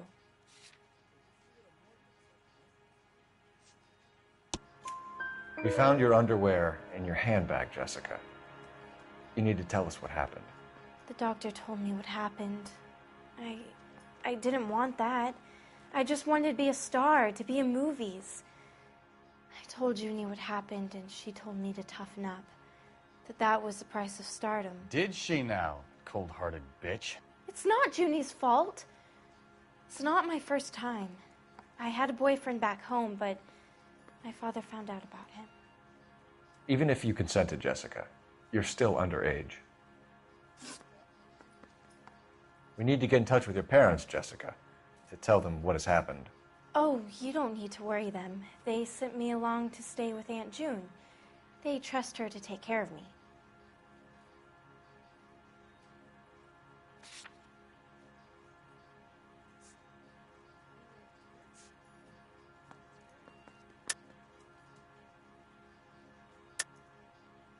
You're lying, Jessica. How are we going to make this right if you lie to us? Please, Detective, why would I lie to you?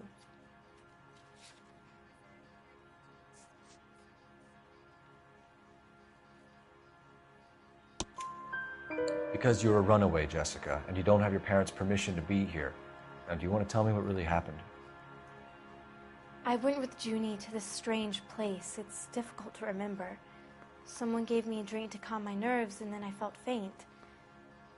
I think I must have passed out. How did you meet Mr. Bishop? Well, Junie is a big movie star. You probably know that. She's doing a new movie.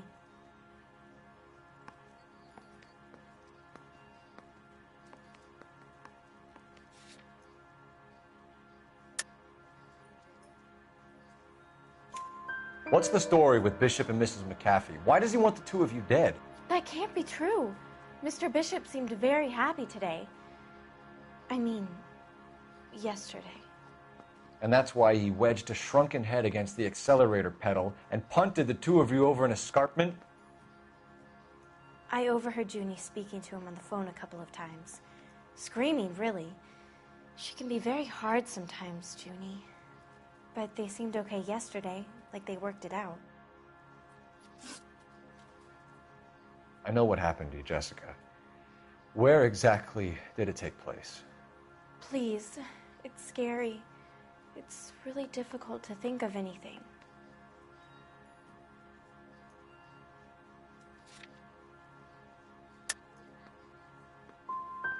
Someone tried to kill you, Jessica. Do you get it? Forget about being in movies. It's time to act like a grown-up. I had to wear a robe and lay down on a stone. There were lights, a camera. It's not my fault. I'm not a bad girl. Why are you trying to hurt me? Thank you, Jessica. You've been a big help. Here's my card. If you think of anything or you need some help, just get in touch, okay? Okay. I think it might be a good idea if you went back home till you felt better, Jessica. I couldn't do that, officer. What if I got the part and I wasn't there?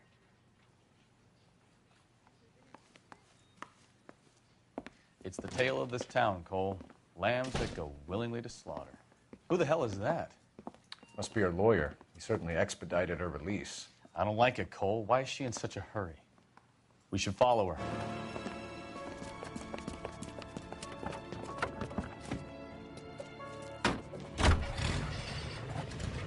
There she goes. Come on. Continue to respond, King.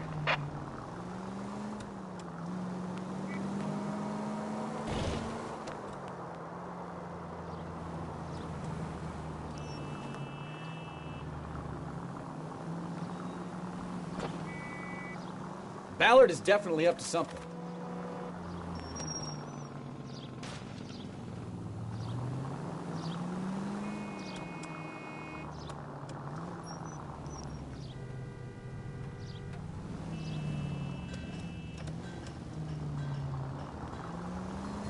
She seems to have made a remarkably speedy recovery.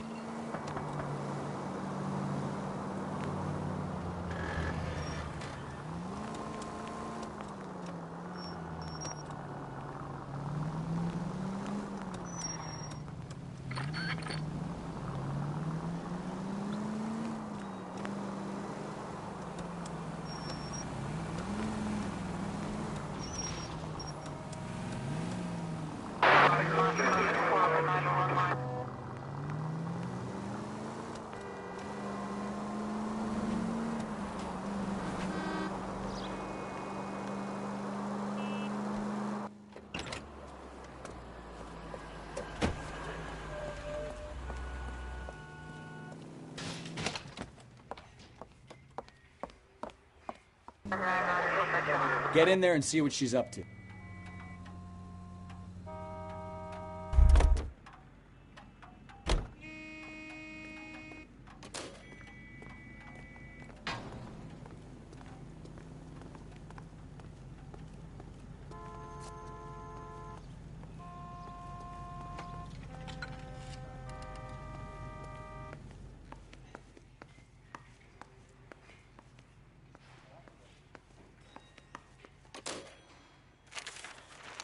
Baby?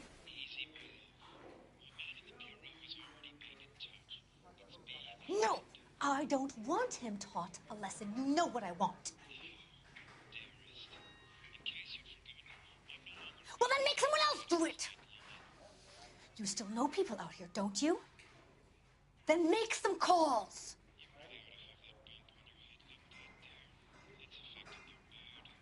I'm gonna be very clear about this. You get this done, or I'm Wilson's Hotel. Mr. Mark Bishop, that son of a bitch, lives in apartment 803. Sure, I got the film.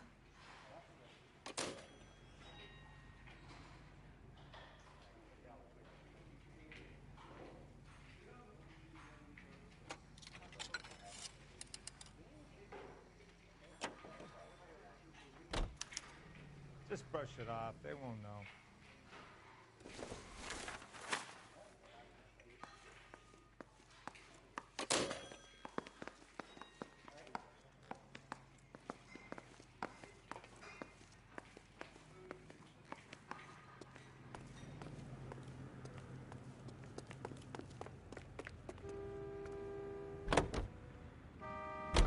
So what's the story?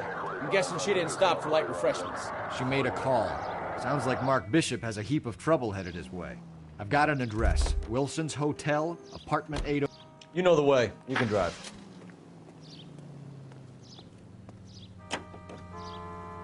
So what's the story? I'm guessing she didn't stop for light refreshments. She made a call. Sounds like Mark Bishop has a heap of trouble headed his way. I've got an address. Wilson's Hotel, apartment 803. Oh, shit. You better step on it. If he's got any sense, he'll be as far away from home as possible. If he had any sense, he wouldn't have tried bumping off Guy McCaffrey's wife in the first place. Or he'd have done the job properly. McCaffrey will break a fella's legs just for looking at his broad the wrong way. What did you make of the kid? You believe her story? I think she was doped out of her tiny mind and given the casting couch. That fucking bitch Ballard sold her out.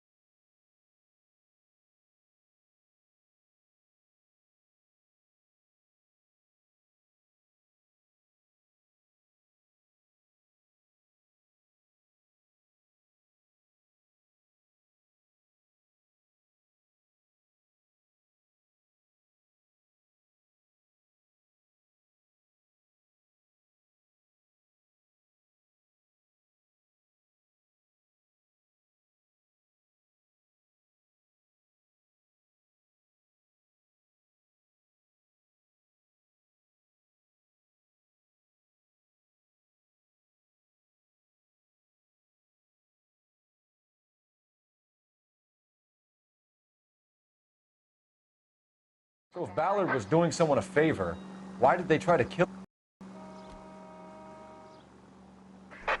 All units in the vicinity in car 11K, 11 King, a 415 in progress at apartment 803, Wilson's Apartment Hotel, 1220 West 7th Street, Westlake Park. 11K code 3, all other units code 2. KGPL clear. Roger, KGPL. 11K en route. All units in the vicinity in car 11K, 11 King, a 415 in progress at apartment 803, Wilson's Apartment Hotel, 1220 West 7th Street, Westlake Park. 11K code 3, all other units code 2. KGPL clear.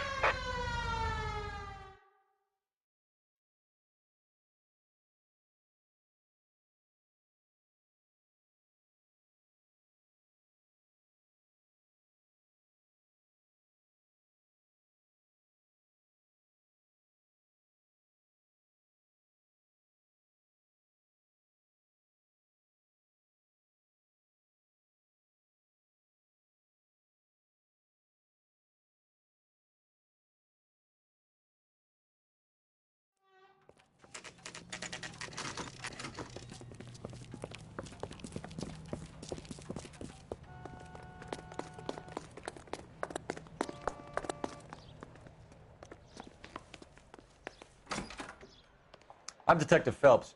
We received a call about a domestic disturbance in apartment 803. Oh, the detectives. Listen, Mrs. Bishop's pretty upset. Take the elevator and then left down the corridor. It's the last door on the right.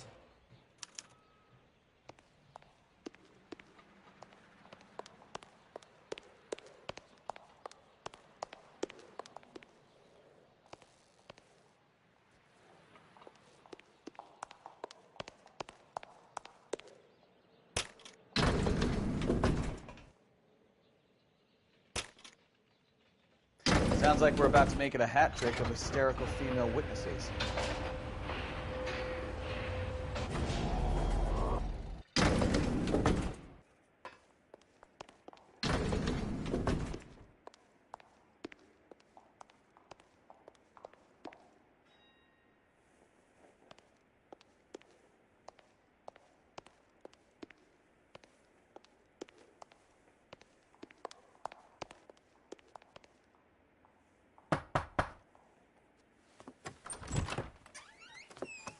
LAPD, ma'am.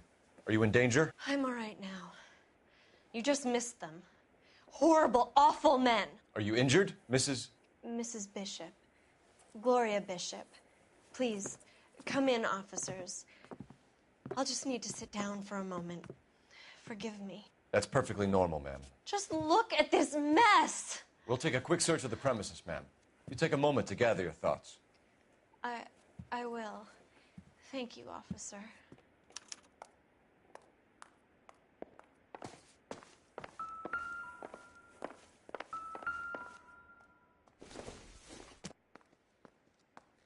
Doesn't look like anything.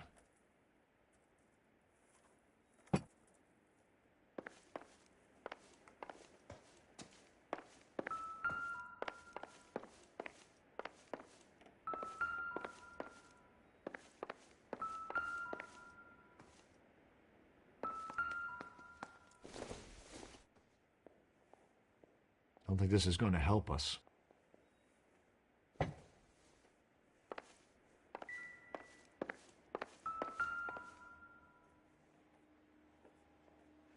Presented to Mark.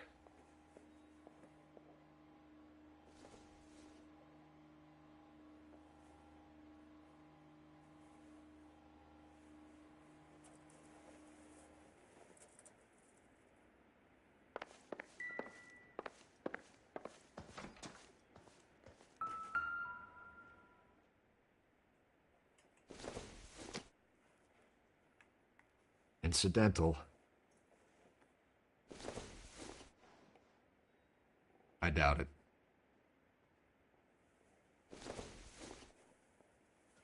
It would take a smarter man than me to connect that.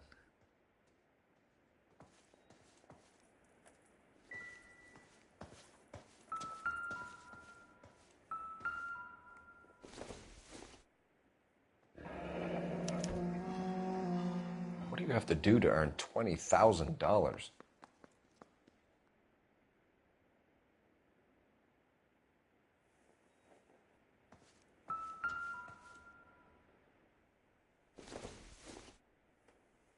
I don't think so.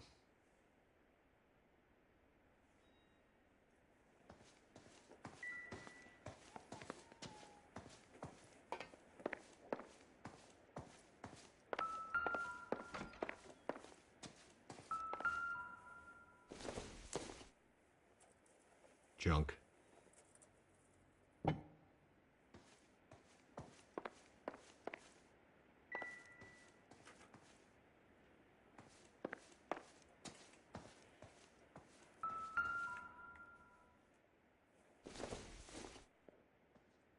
Maybe if... No.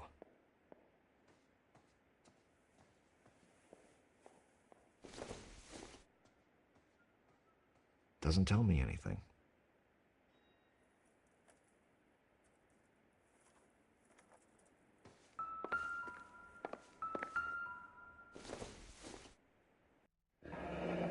Looks like the old movie set downtown.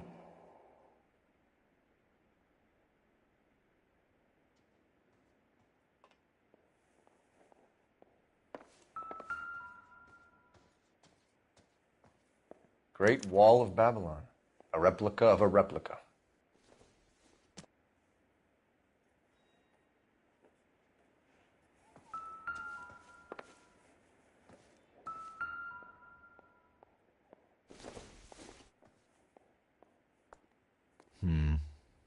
Don't think this is any use to us.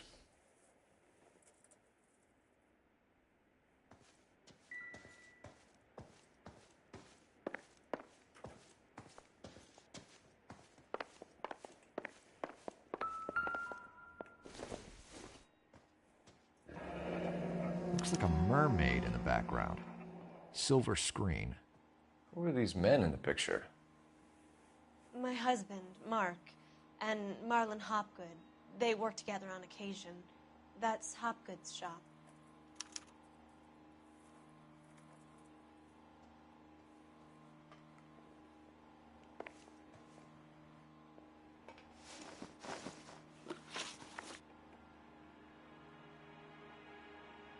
Those men, I think they work for Guy McAfee. Do you know the name? No. Why should I? June Ballard is married to Guy McAfee. Have you heard of her? That slut. She's been badgering my husband for days. Mrs. McAfee alleges that your husband tried to kill her and her friend last night. I think you should tell us what you know. My husband's a movie producer. This has something to do with his new picture. He doesn't include me in his business.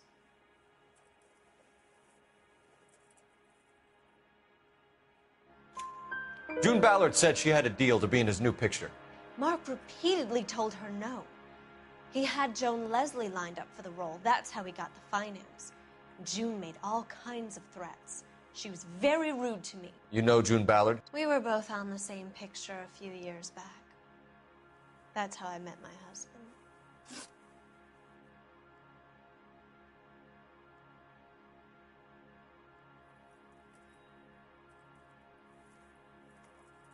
Where can we find your husband, ma'am? He told me he would be on set. That's all I know.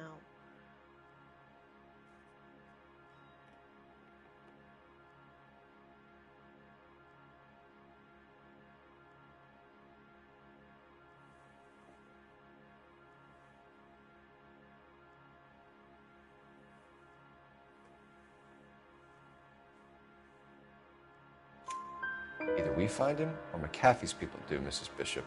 If you care for him, you should make sure that we find him first.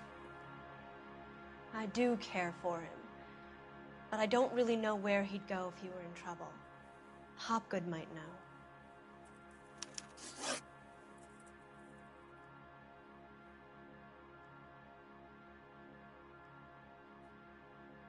Why is your husband paying Lorna Hopgood $20,000? Lorna? Marlon's ex-wife? Are you sure?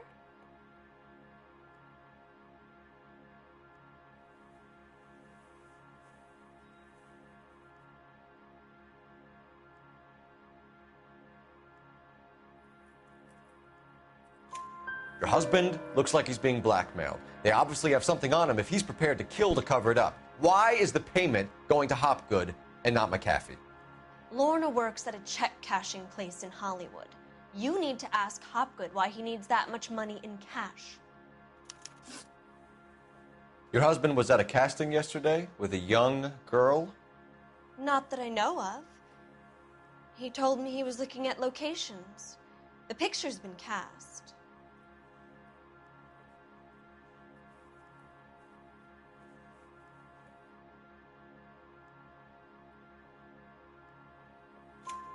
Jessica remembered a mermaid. The mermaid on the front of the prop store. You better come clean with me.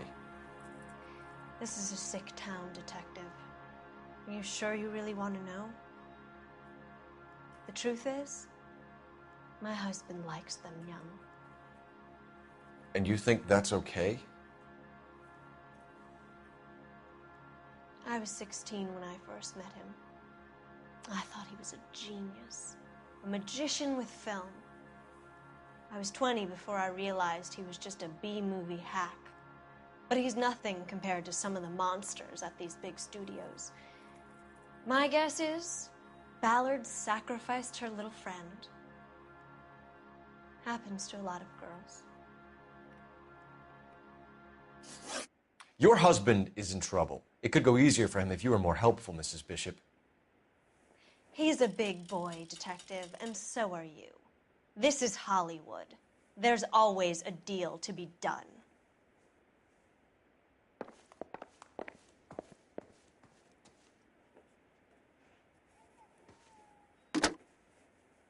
Operator, give me R&I. Putting you through now. Phelps, 1247. How could I help, Detective? I need a location on a silver screen prop store. Just a moment. Silver Screen Props, corner 3rd and Figueroa. Thanks, ma'am.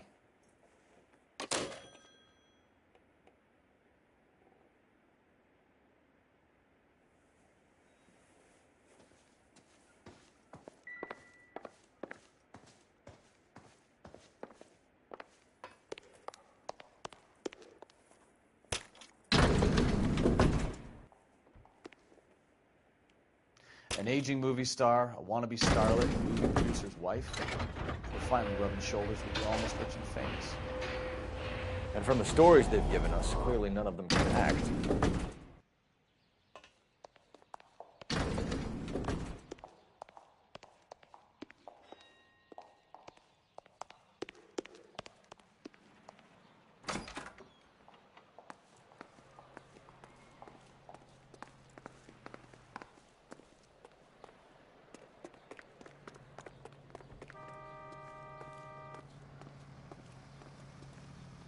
You drive. I need to go over the case notes. All right. Where to?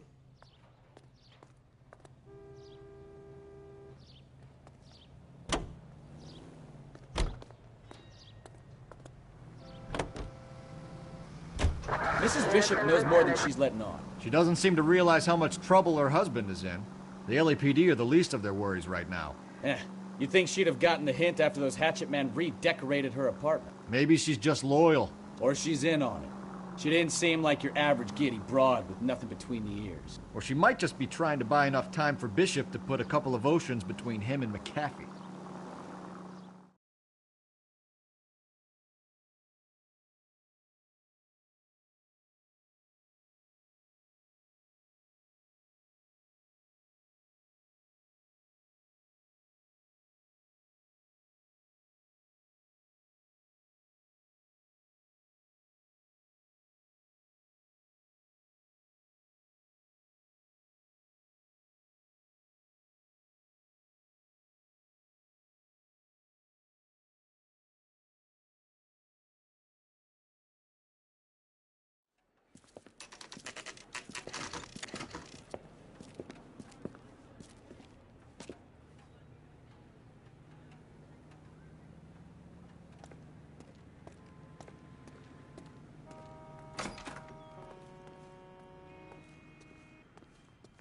Phelps and Bukowski, LAPD.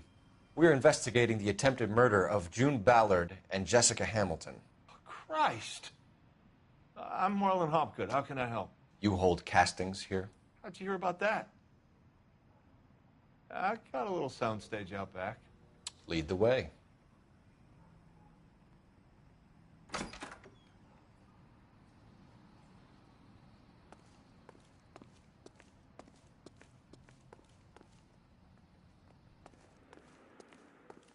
So, you coming?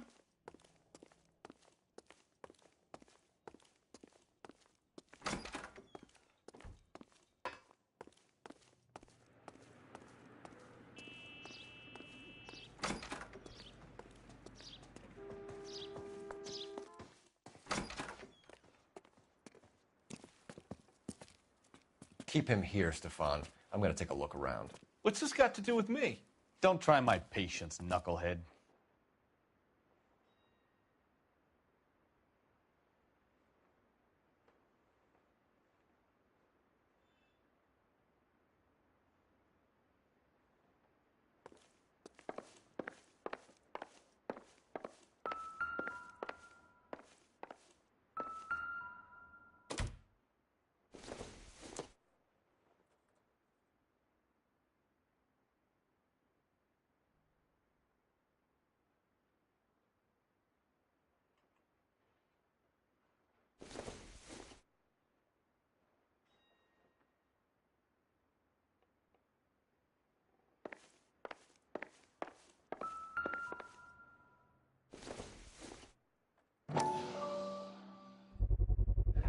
Doping a 15-year-old kid and abusing her in a screen test. What is wrong with these people?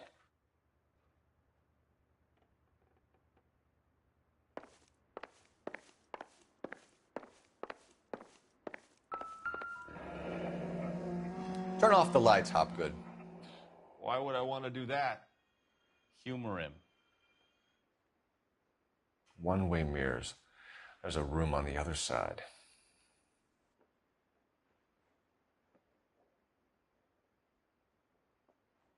Huh. Well, well. Find a way into that peep den, Phelps. I'll stay here and keep our pervert company.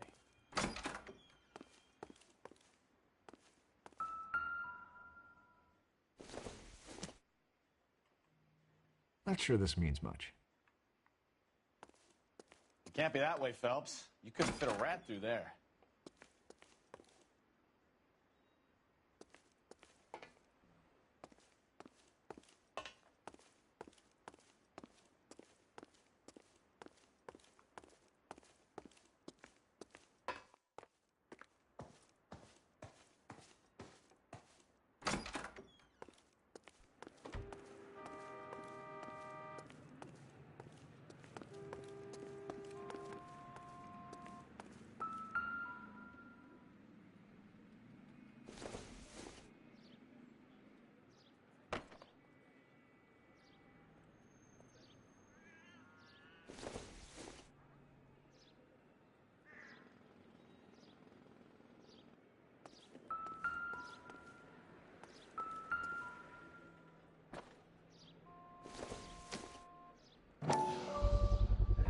So this is where you sprang from.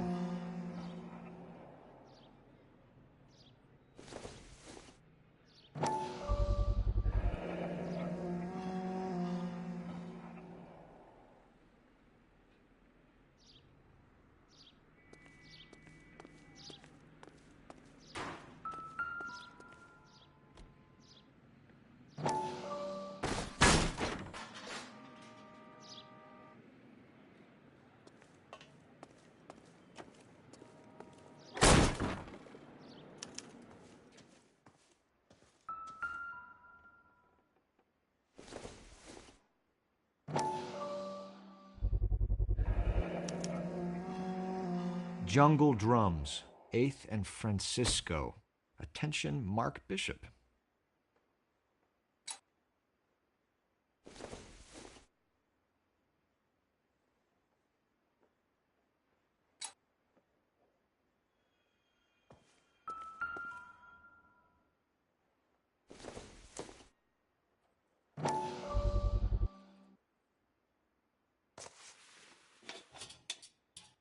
So what happened to the film of Hamilton's screen test?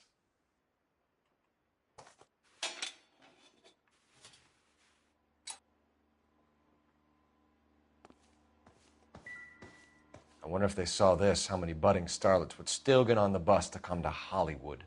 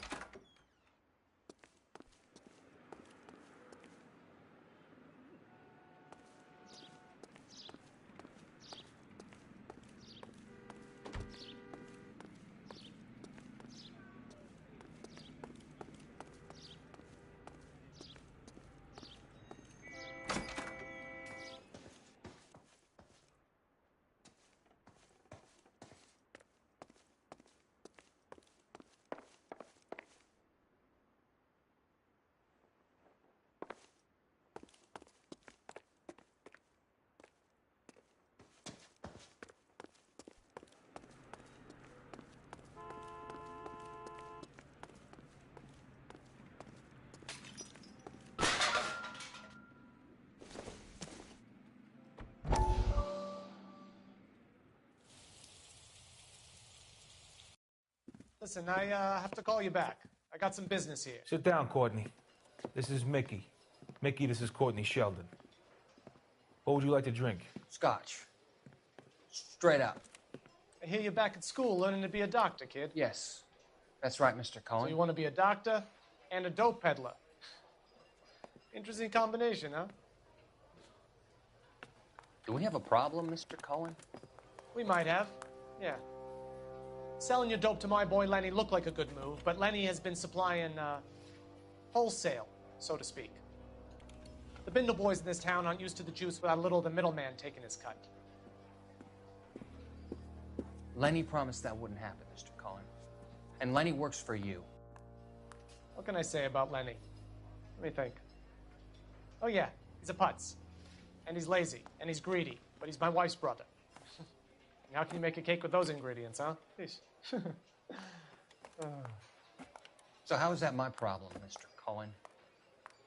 Well, kid, the only way we're going to be able to make this work is to do some repackaging. We need to get the dope out of those dinky little cardboard boxes and... Surrettes. Yeah, Surrettes. Great. We can put it into a big vat so we can water it down a little bit. I won't bore you with the chemistry, but it doesn't work that way. You're likely to kill even more people. Okay, listen.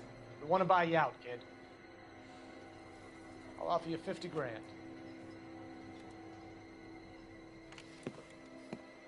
Hey, hey! You don't like my offer?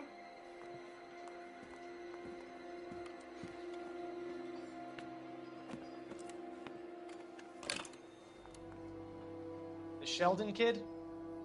I think I want him dead.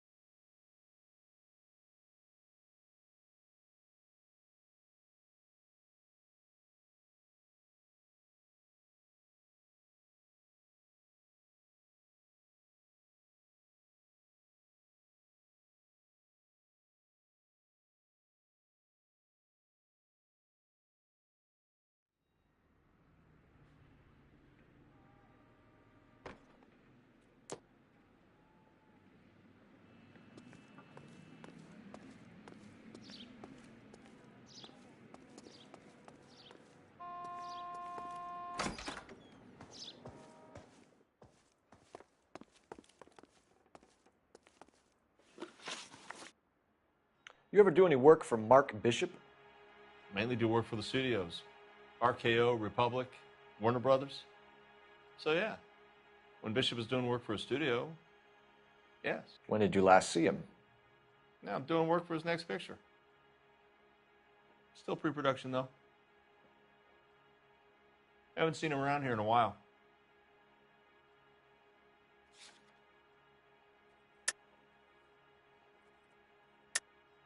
I know you're lying, Hopgood. Bishop was here, and you know exactly what he was doing and what he left lying around afterwards. You come in here without a warrant, and now you start throwing your weight around? Looks like I made a mistake.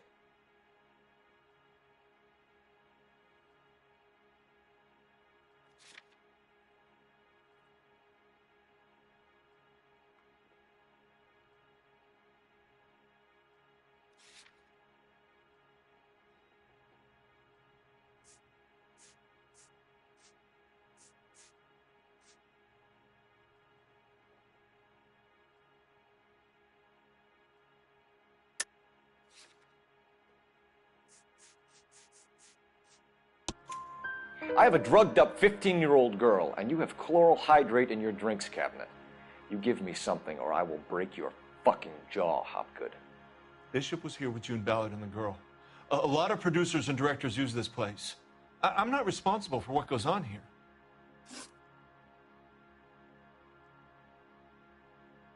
McAfee's men are looking for Bishop. We need to find him first. Any idea where he might have gone to ground? If he really tried to kill McAfee's wife, my advice to him would be to leave town.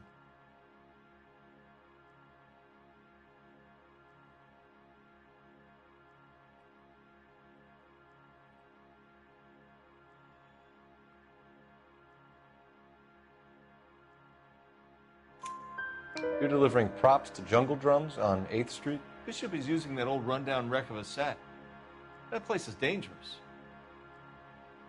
But it might be a good spot to hide.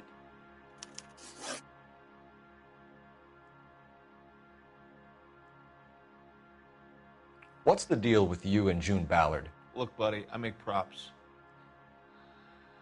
I hardly ever meet the talent unless it's something tailor-made for them, like a sword or something.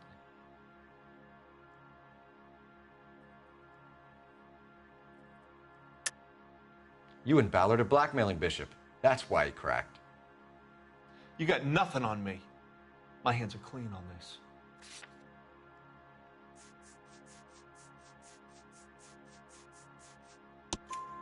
Enough. I've been in your peep room, Hopgood. I've seen your smut pictures and the camera setup. You made a movie of Jessica. I found the canister. The deal is I get to sell the movies to burlesque houses and private collectors. These movie guys love seeing their cocks on screen. But part of the arrangement is I never film their faces. June had me film Bishop, and then she kept the movie for insurance. He went apeshit when he realized his face was front and center. Who has the film now? Who else? McAfee.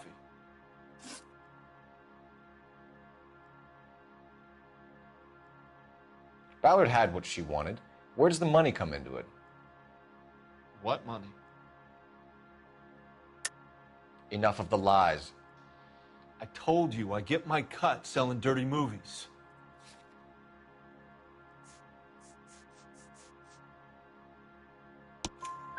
Your ex was getting 20 large from Bishop. If I wanted to skim 20 from Bishop, we'd do it through the movie budget. June said she'd sell him the film once the movie had wrapped, but Guy wanted cash. He's in a cash-only business. You think I had a choice in this? That's all for now, Hopgood. We're taking you in. Phelps. Roy Earl, ad vice. Hold on a moment. This is clearly a vice case. You've been roughing up my informant? Hopgood is a vice informer? Yes, he is, Phelps, and a very important one. Look at that mug. Have you been upsetting these two officers, Marlin? So we just drop it? You do if you know what's good for you. You need to catch the movie producer before an angry husband does, from what I'm hearing. I'll be making a full report to the captain, Detective. You do that, kid. We're all very impressed with you. Let it slide, Cole. Let's get out of here. Detectives. Johnny Goldberg. You work for Mickey C. That's right, detectives. You wouldn't happen to know the guys who roughed up Mrs. Bishop earlier today by any chance? No, not us. We don't do that kind of thing.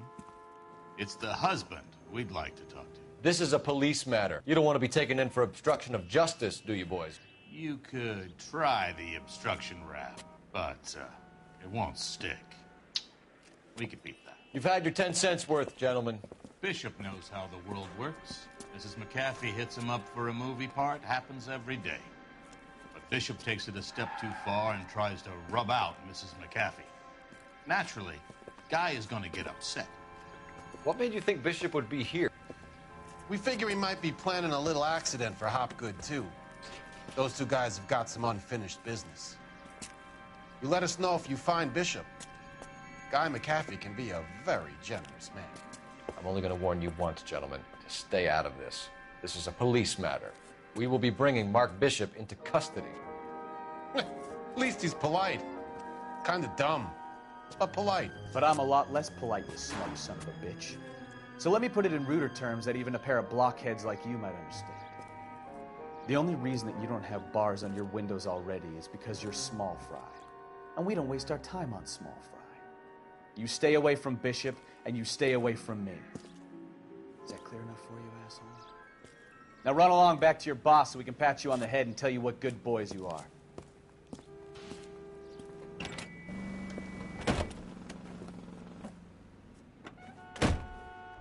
I don't think they like your little pep talk, Bukowski. Oh, shit. Get us out of here.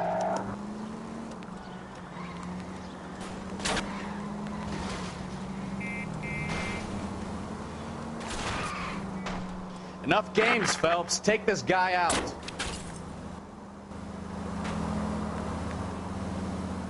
They really don't want anybody getting to Bishop before they do. I need to be closer, Cole. Lay into his wheel arches. Come on.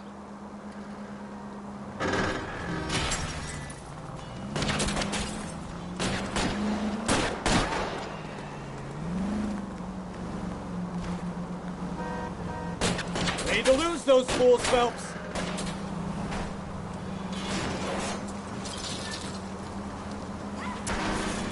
Keep it steady. I'll try and bust his tires.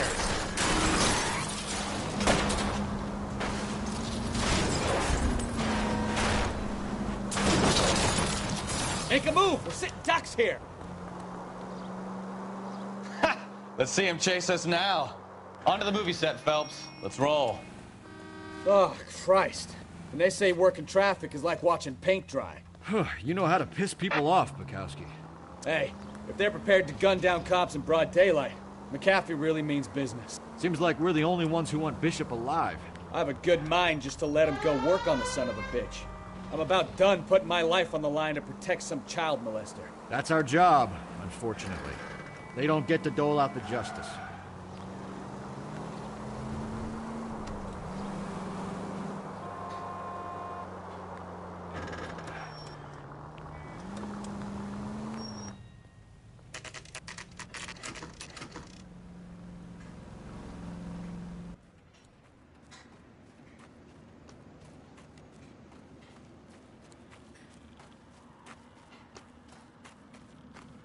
There's the slippery bastard now. No. God damn it! Mark Bishop, stop! LAPD!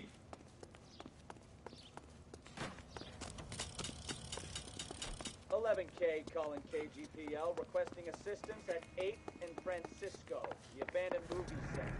My partner is pursuing suspect on foot. Code. We're trying to help you, Bishop. This is all a big mistake!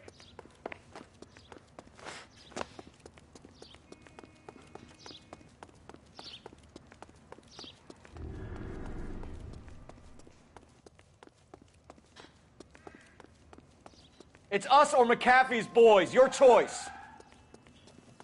I didn't do anything!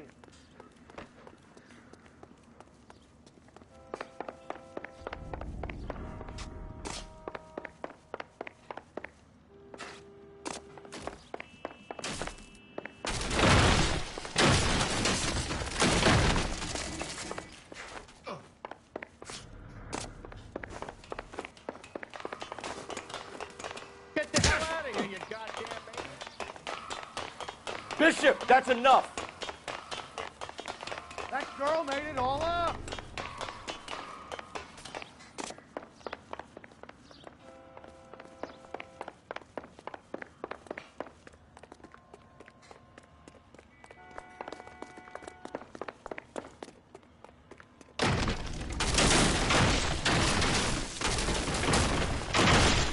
Don't make this any harder on yourself, Bishop.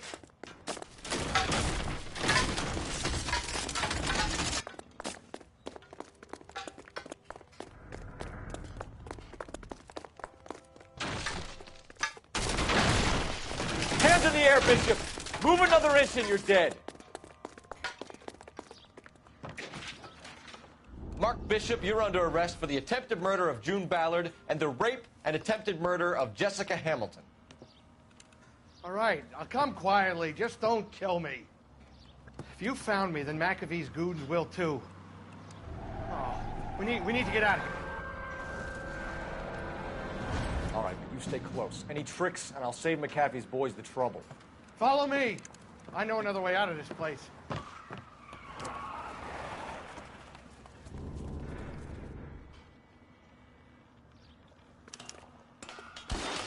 Christ, detective, they're trying to kill me! Last chance to back the hell down!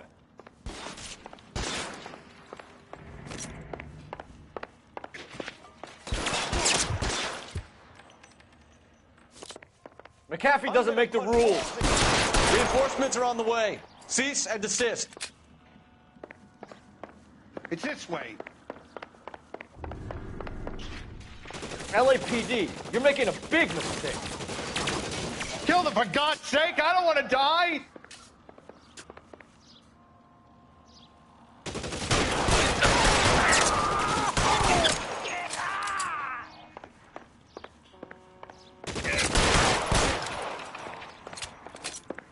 God, they're everywhere.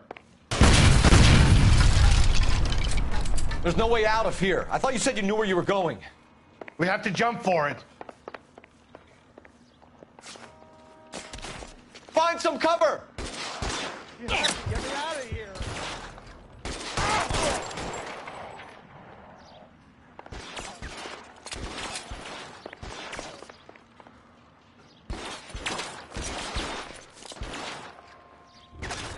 Can't hit it.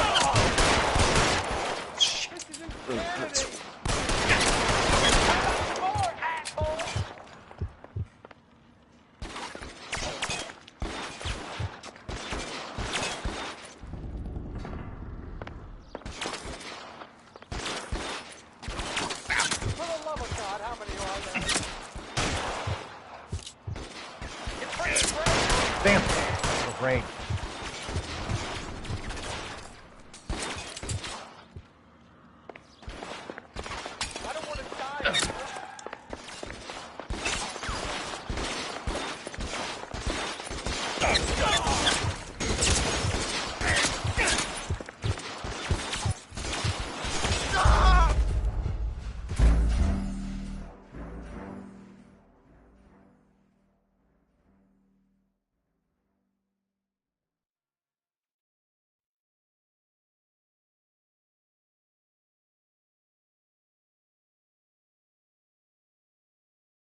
Last chance to back the hell down.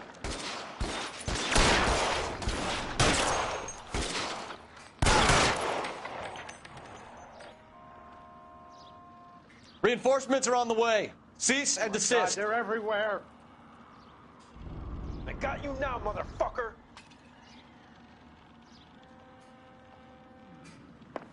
Come on, it's this way. McAfee doesn't make the rules. You hear me?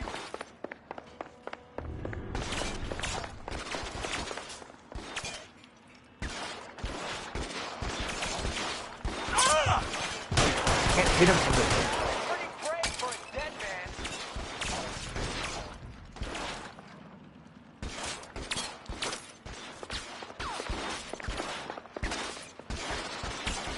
LAPD, you're making a big mistake.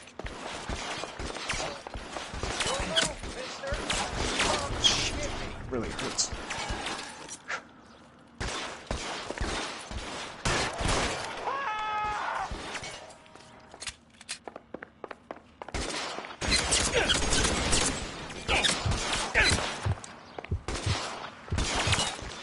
Is this really the best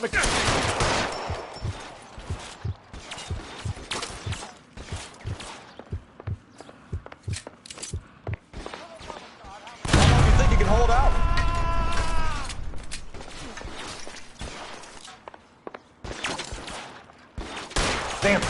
Out of range. You're pretty brave for a dead man. I don't want to die.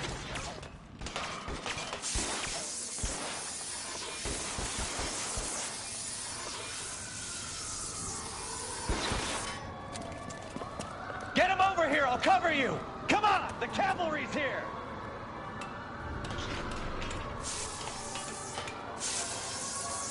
Get him, Phelps. I'll cover the exit.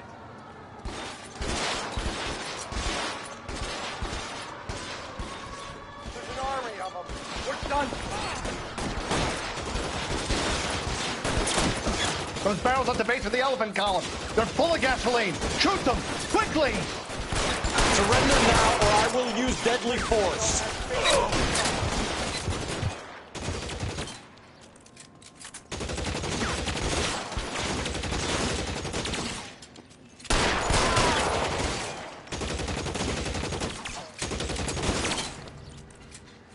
Keep moving! You're surrounded and your buddies are dead.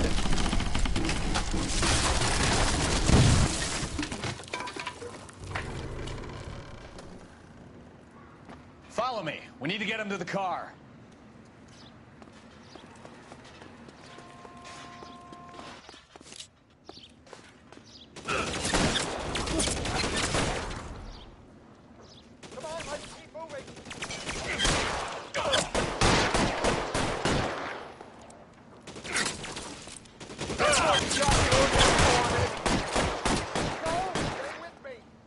Give me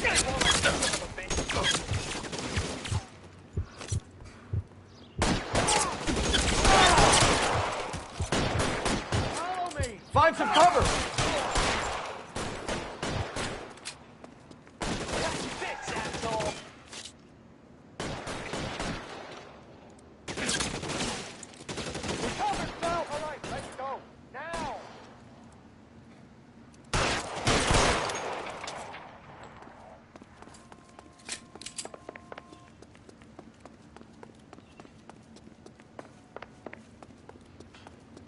Shoot those sons of bitches!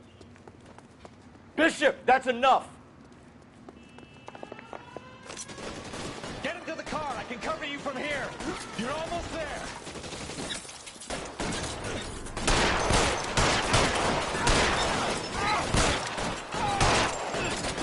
You get off me for Christ's sake!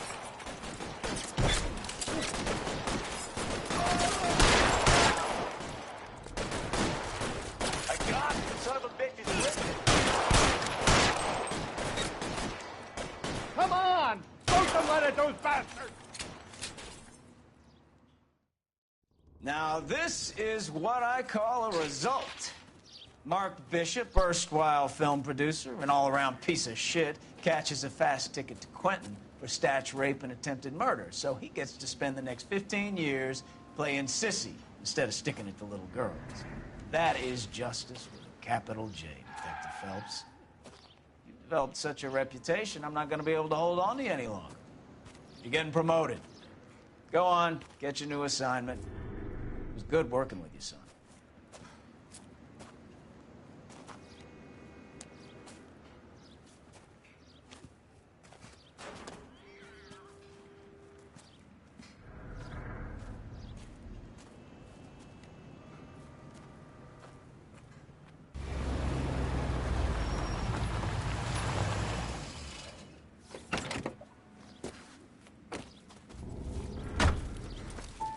Phelps, Bukowski, this your work? Can I help you, Detective? Sorry, Cap. Didn't see you there. Yeah, I'll bet you did. This is a traffic case. You need something? I'm here to buy a drink for the 2 LAPD traffic cops who broke the back of Guy McAfee's private army. You don't have a problem with that, do you, Captain? Go right ahead. Get in. I'm buying.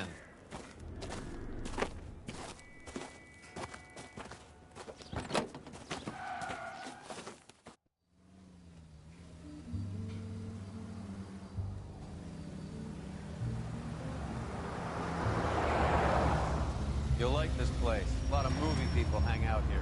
You like jazz, Cole? The hopheads love it. Sure, I guess. Big bands and swing I can understand, but this bebop palaver? How are you supposed to dance to that? This is Phelps, Leroy. Be nice to him. You'll like this place. They treat you right. You like a table, Roy? What do you think we want to do? Stand at the bar like I'll chumps? get a table ready for you. Don't look so happy to see me, Alphonse. I might get the wrong impression. Cole, this is Alphonse. He's a French Negro from Africa. Can you beat that? The Congo. A pleasure to meet you, Alphonse. Is Elsa singing tonight? Yes, she is. She has the next set. Come on, Cole. You can meet Elsa while they're fixing us a table. You'll like her. She's something else. Maybe another night, Roy. She's pretty beat up about it. Get your hands off me. Don't ever tell me what to do or what not to do, Alphonse. You got a nice club here. Don't spoil it. If you will follow me, detectives. Just through the door. He was my only real friend, Harlan. We went through it all. Do you realize what he meant to me? Of course I do. You have no idea. You said it was construction work. It was an industrial accident, Elsa. How can I be held responsible? Elsa, are you going on? Louis, for God's sake, he was my best friend. The only man who ever loved me without putting his hands on me. Hi, Elsa. Here's someone I'd like you to meet. Cole Phelps, war hero and crime fighter extraordinaire. And why would I want to meet another fascist from the LAPD? Sorry about this, Cole. What an evening I'm having. First a Negro puts his hands on me, and then this. Who do you think you're talking to, you German junkie whore? Don't you ever forget your place with me again. Do you hear me? Evening, Doc. How's business? Sanguine. Louis, help me here. I'm gonna have to give her something before her performance. Blow it off, Cole. These artsy-fartsy types always get a little flighty. Meet Dr. Harlan Fontaine, doctor to the stars. Mr. Fix-It to the mental wreckage of Hollywood. So what about that drink, boys?